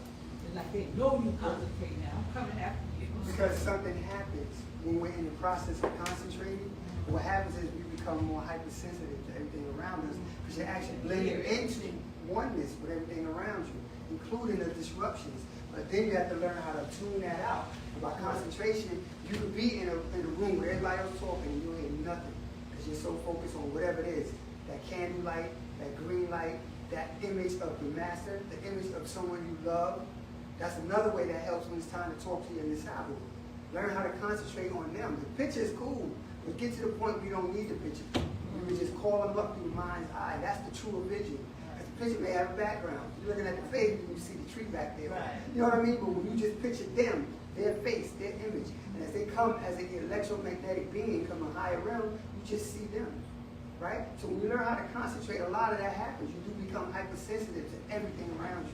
There's certain people, even though it looks like they're asleep, but if you walk next to them, they wake up because they have that field around them, and your energy is off frequency with that field. So when you disrupt that, it jars the person up. You see what I'm saying? Like with myself, I know how each one of my sons walk. I know the speed, the weight, the gait that they have. So they think, and I love them for it. They think that when they walk around me, they're doing this. And they looking at me. So if they're really looking at me, they'll see me looking at them, even though I was asleep. Yeah, because they disrupted my field. I prefer, like him, he knows. He just walked and do what he got to do. He's not making noise, but he's not looking to see if he's waking me up. Your stare woke me up. Right. Don't do that. Just go where you go. Right, Because right. once I register by the sound that the person makes walking, I know who it is. I go right back into my sleep state. So some of us, when you learn how to meditate, you learn how to concentrate, you literally can hear. And people say you can't, you can literally hear or feel the wind blow if you're meditating outside. Right? You hear the leaves shake. That's because you're progressing. But when you master concentration, it's like you're becoming in tune with all that's around you. And that will include when you say, when you're in a bad environment, you hear the car horn. You hear the person, you hear the neighbors arguing. You really wasn't hearing them before, but now you hear them.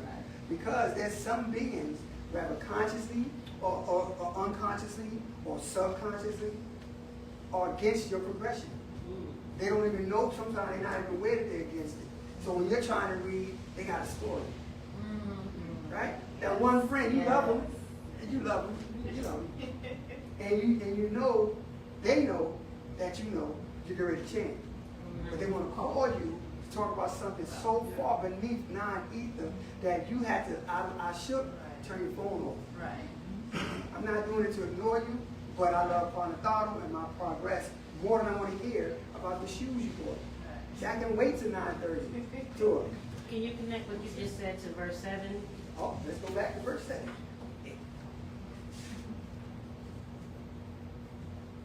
About being invaded by outsiders? Absolutely.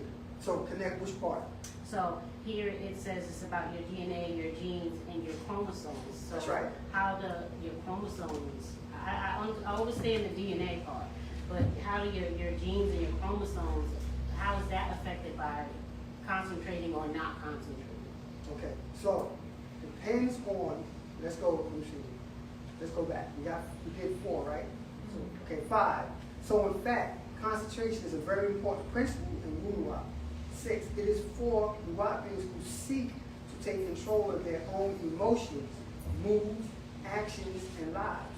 7, your verse.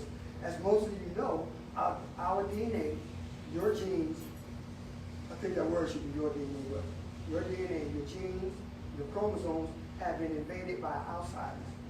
The invasion by outside DNA and genes and your chromosomes, that invasion is the static that interferes with the straight line connection. So once you have a lesser etheric potency inside of you, instead of going like that, a straight connection, you go zzz, dip, zzz, dip, zzz, dip. In those dips is existence. And that existence is the connection that you need to make. So every time you go zzz, dip, you jumped offline. You go back. How can you master that? You're trying to concentrate. So when you start developing concentration, guess what? You notice the dips. Like, I was right there when it came back. I was right there. That happened when you meditate. I was right there. Like sometimes he's giving me his experiences on meditate. He explained it. This happened when I was that was good. Now imagine you in that and you learn how to you close everything out. But because of that interruption in your DNA, in your genes, in your chromosomes, it don't like that you're making a connection. Because it's not a part of you. And it goes, pull her. And you notice it because you're getting more height now. Literally it goes zzz, dip, now you're off. So you have to learn how to let this doctrine get inside of you. And as you turn yourself inside out, guess what? You surpass the genes. You surpass the DNA. You surpass the chromosomes. And you're now dealing with soul, which is not affected by any of that. So living by the soul, you're unconditionally being tied back into the oversoul. Right? So that's what that's mean. He said, as you know. Right? So now, let's stick to verse 7. As most of you know, our DNA, the genes, the chromosomes have been invaded by outsiders. Let's go back to what we were reading a few moments ago. And we want to talk about, okay, so further. This is this concentration. Let's go to on that page. And you're going to dimensional shift. This is where the cross-referencing of the doctrine comes in. Now you're putting the puzzle together yourself. So when you teach it, you have lines of connectivity, just like this. The double helix, that's us, learning, right? So now let's go back. I'm going to read it like this. I'm going to do verse 7 out of concentration, and I'm going to jump over to dimensional shift. All right? Now, verse 7, one more time. As you know, our DNA, your genes, your chromosomes have been invaded by outsiders. Verse 243 of dimensional shift. Now, as you know, now with so much sickness, disease, and race mixing, the DNA strands are weakened, and many etheric cords have become like a straw that has collapsed or closed. So by way of verse 7, you get those dips. Because of the dips, the straw now has become collapsed or closed. If it's closed, guess what? The stream of energy is being interrupted. So it's harder for you to concentrate. It becomes very hard, difficult. But as the master teacher said in that same scroll, this is difficult, but it can be done. You have to be patient with yourself. You have to understand what he's saying. Because he knows he's talking to us who've been infected by outsiders. He knows there's strands of that. How? Because he's not looking at the body. He's looking at us, our energy. He's looking at all that. And then he's watching our behavior. He said, wow, if it wasn't, their DNA didn't get mixed, they wouldn't be thinking that way. They would know how to formulate certain questions. He found this out immediately in the 60s when he came with right knowledge. He was like, yo, that's cool, but where's Jesus? That's a dip. Right. That joint jumped us off. He said, oh, wow. I got to literally walk through all these religions. So they know that they're the deities. They'd be able to take the massive God off and put it on. That was in the year 2000. So we're 25 years removed from that shift that should have happened called the sun cycle. And how many of us are still, when you hear Jesus and things like that, you have to, you shouldn't pause anymore when you hear that. All right, cool, that's religion. I'm a Sabian, I'm a Nuwapi, I'm a deity. We predated that. How do I know? Because our moon watched the creation of God. So that couldn't be us, you know what I mean? But by lack of concentration, sometimes that snags. And that's that pull from inside of us. That's starving, fighting for life. That 6 ether energy that's still inside some of us. Many of us have suppressed it, and it's on its way to dissipate, but it hasn't gone all the way yet. And that part that's still within us will jump up every now and again. We'll jump up every now and again. Right? Even though, we Sabians and we do asset fascia and all those type of things. And then somewhere in some of our minds, like, yeah, let's get dressed for Easter. Esther, you got to go through all those different steps to realize you just want to dress nice because we're deities. Let's call it what it is. We have fly clothes in our culture. You know what I mean? It's not about them, but because that residue still exists, sometimes that blip happens on the screen. So we have to learn how to truly focus. When you think the blip is going to happen, tighten up your cycle self-defense. Concentrate on what you need to concentrate on. I mean, every time a religious thought comes, erase it. Counter it with what our records say. And if we're able to do that instantaneously, because that's how fast we think, all of that maneuvering in our mind becomes our first thought. Learn to cater to that. Because our disciples know that we're on that right frequency. They don't have a body no more. Their frequency is, them blips are gone for them. Either they're trapped or they're not. If they're not trapped, or even if they are trapped, they still see you and know that you're not trapped. That's why we have to bind them so we can make them, help them elevate as well. Exactly. So I pray that will address that verse. Okay. All right. Any other questions? All right. We got one online. All right, tour, because they can hear us now, right? You can hear us now? So Dale Evans, Roll back, move down tap, roll back. what is the difference between reptilians and reptoids? I thought reptilians, disagreeables, as Enlil was described, as, and reptoids were agreeable as Inky was described. Are there two groups of Anunnakis, one agreeable as seraphims and one disagreeable as cherubims? That would be absolutely correct.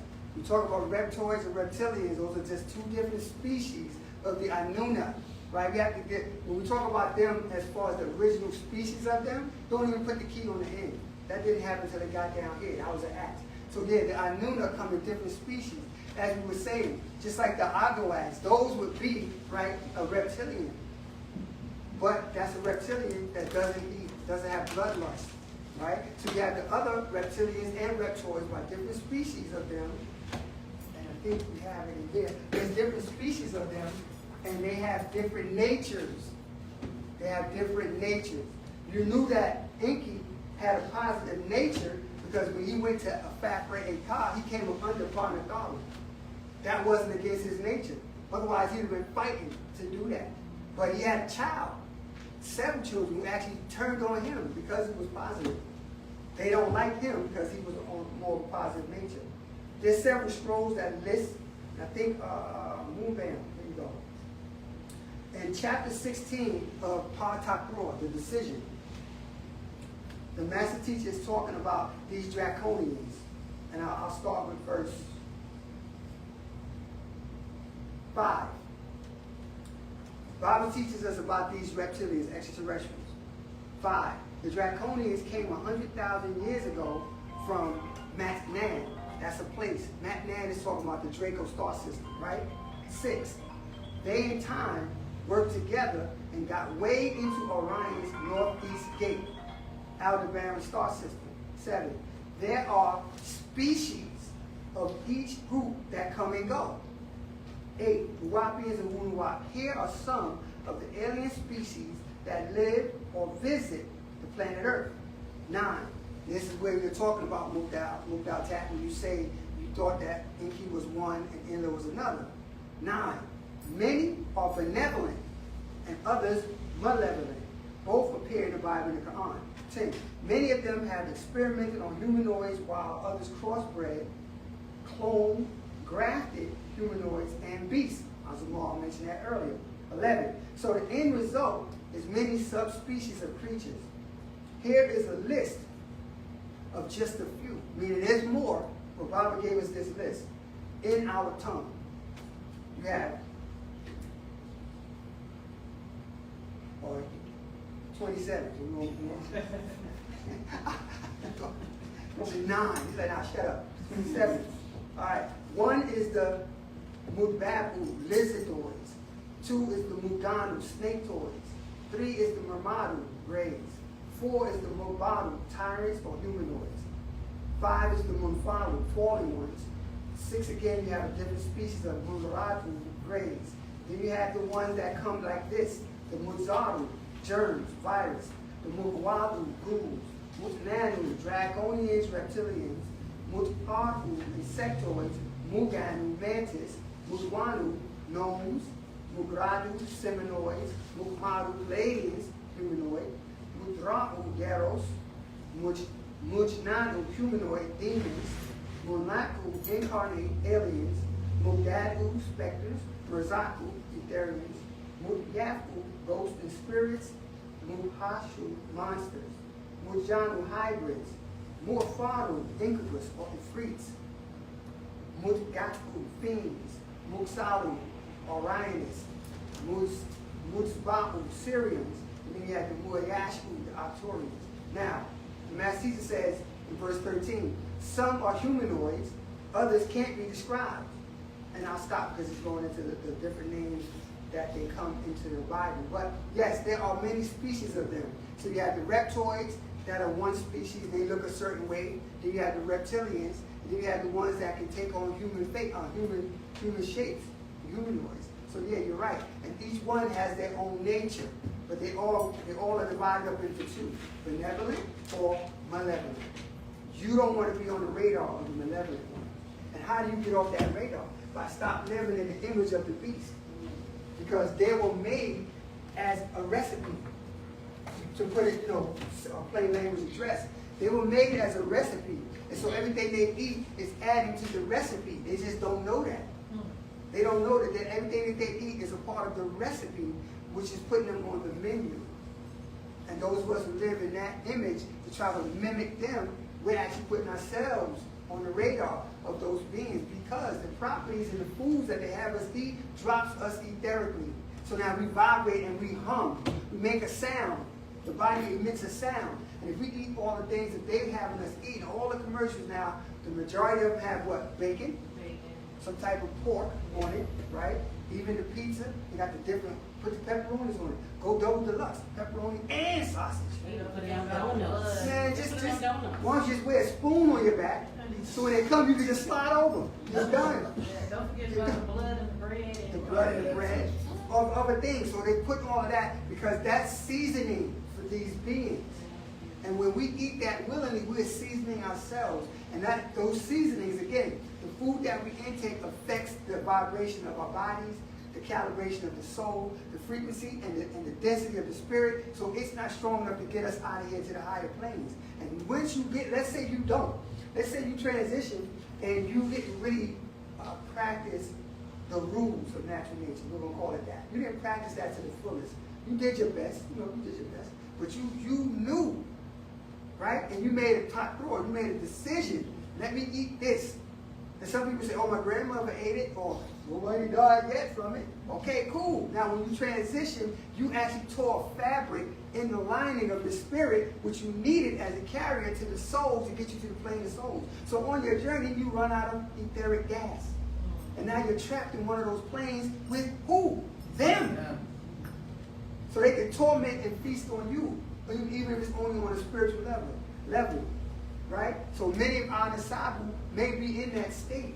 But because we're not, why don't we help them while they're helping us? By exercising and concentrating on your dietary discipline. That's a form of concentration too. Knowing that it smells good and the muscle memory kicks into the nasal cavity. I used to like that. Okay, that's a nice thought. Now kick it out. I did used to, meaning I no longer. I'm living in the now. I'm developing. The same thing when we ate when we were young, we were eating a lot of candy, stuff like that. We don't eat it now. Why? Because the body has its fill. And because your mentality should be more progressive now, you know that that's not really healthy for you. So look at the delicious things too. It's only delicious because of the seasoning. And the seasoning is the trap that puts you in the pot. You know what I mean? And I know that sounds a little crass and unfortunate, but I'd rather say it to us now so that we can change that behavior than for me to say it now. You don't change the behavior, and when it happens, you remember. Dad, they did say that. Well, we did teach us that's too late now, because you're trapped in a realm with these, as I read, demonic beings. Right. You know what I mean? And not all of them, they eat meat and flesh. Those are the bloodlusts. What about the ones that subsist off your spiritual energy? Vampire. Spiritual vampires. What about them? What about them? You're in the spiritual plane with beings who eat spirits, so to speak, who subsist off of that energy. And because you are a non-ether being, while they can't eat the essence of non-ether, you are calibrated down. And they can eat what that is without any indigestion or anything. That's it. You know what I mean? So, yes, Mukdaltat, they are different species of reptilians, reptoids. and they have different natures. Again, benevolent and malevolent. You are correct. You have any other questions? Okay.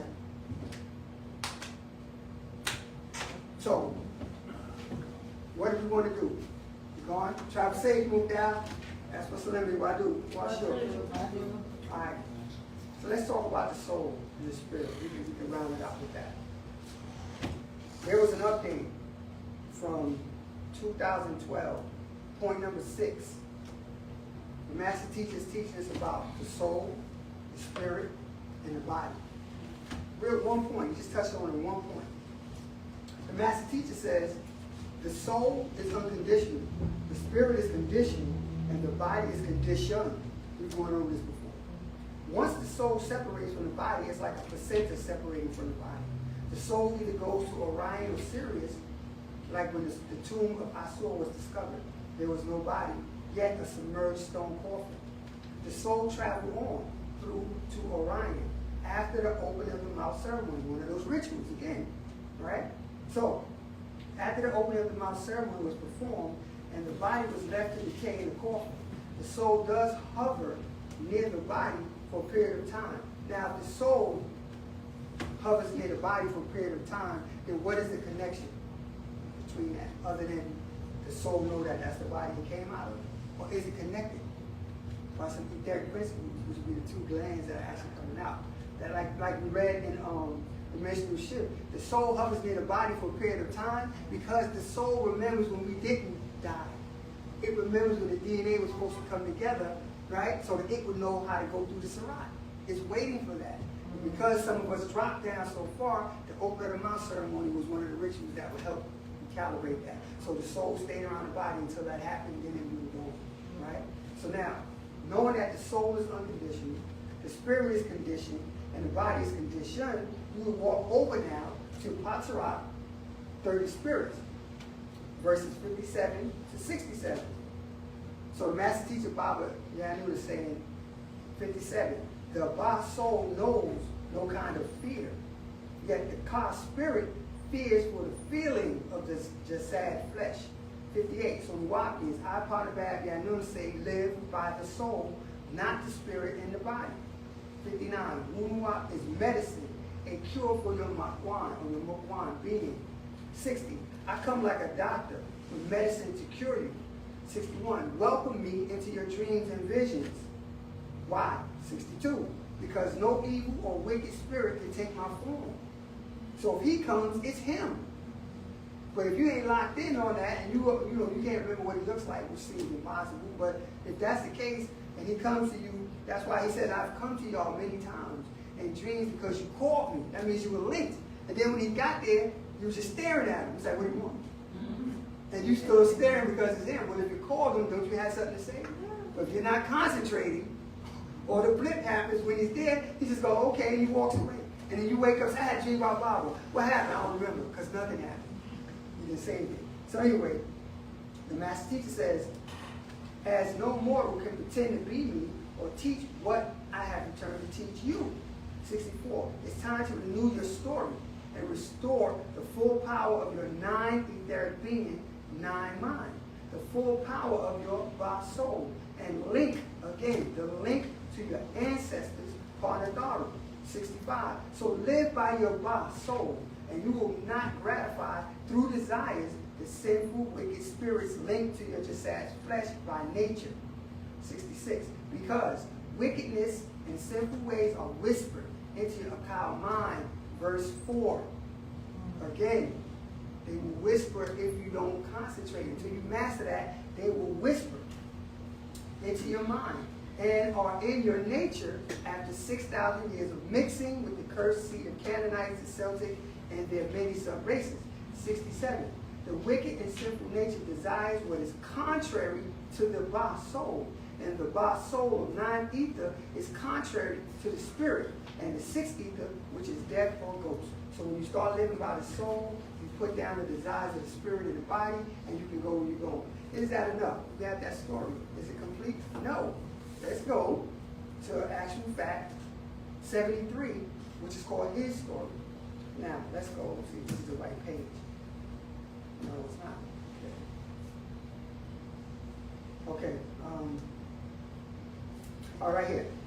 Verse 203, the Bible goes on from again, from that update in 2012, which is 13 years ago, to the time when 30 Spirits came out, which was about 5 or so years ago, to this book, which came out maybe a year ago, and 2 at the most. So 203, Wu-Sabat Sabian, you must know the soul, the BABAH soul, from the Khafre spirit, as the spirit is the person related to the desires of the body. 204. So I say, live by the BABAH soul, and you will not gratify the desires of the Khafre spirit. For the spirit lives by desires that which is contrary to the BABAH soul. 205. And the BABAH soul, that which is contrary to the spirit, they are in conflict with each other, so that you do not do that which is leads to your physical want. So that's why the soul is in contrary to the spirit, so they're in conflict with each other. The soul doesn't want to cater to the body because the soul knows better. The spirit is the conditions that the body vibrates on. The body is conditioned by the spirit, which is the personality, right? So now, Master Teacher goes on. Yet, if you are led by the spirit person, you will not be living by Wu-Sabat or its mental resurrection, Sakam, power, Nupu. 206. The acts of the wicked, weak, unnatural nature is very obvious. Then he gives a list of them. Sexual immorality, impurity, debauchery, idolatry, and Laban Sha'ads, white magic, or witchcraft of Wiccans, hatred, discord, jealousy, fits of anger and rage, selfish ambition, dissension, factions, and envy, intoxication and drunkenness, orgies, and the likes. 207. I warn you, Wu-Sabat Sabians, as I did before, that those who live like this will not inherit the gift of divine life and be worthy to become the authority of overseers. 208. Yet, Wu-Sabat Sabians, divine seed of the BABAH soul, is Ashuk, divine love, joy, harmony, peace, order, justice, patience, say we be patient with ourselves, kindness, goodness, devotion, gentleness, and self-control. Controlling the emotions, controlling your thoughts, controlling the things that we focus on.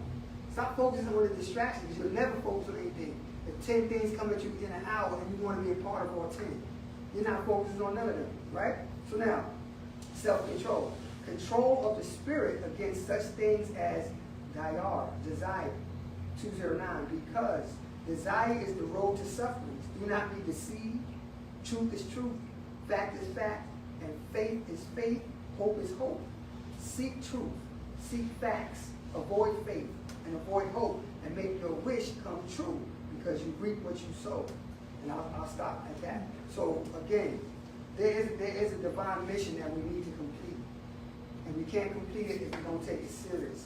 The soul is one of the 4 parts of our divinity. So is the spirit, but it just happens to be in conflict because it's slowed down to want to give desires to the body. So we have to learn how to surpass those desires and live by the soul, turning yourself inside out. There is a formula to everything the Master Teacher says. We just have to understand it.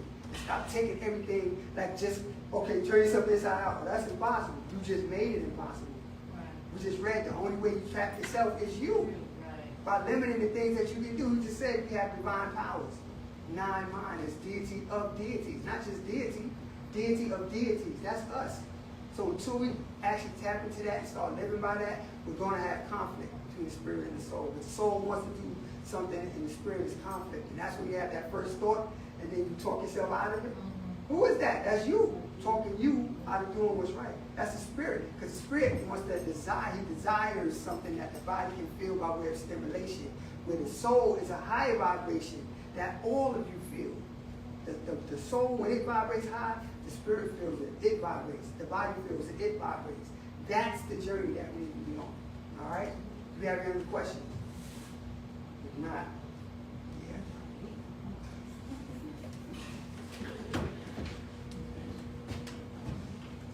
All right? It's nothing online. They're mad. They lost in about 20 minutes. You can apologize for that. Nope.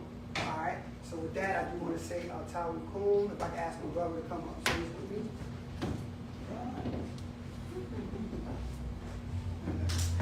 Unless you got to build. You got to build, trust me.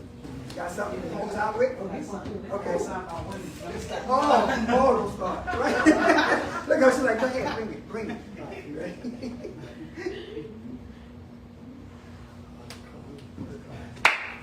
Appreciate y'all. Tyler Cole, why do you watch your?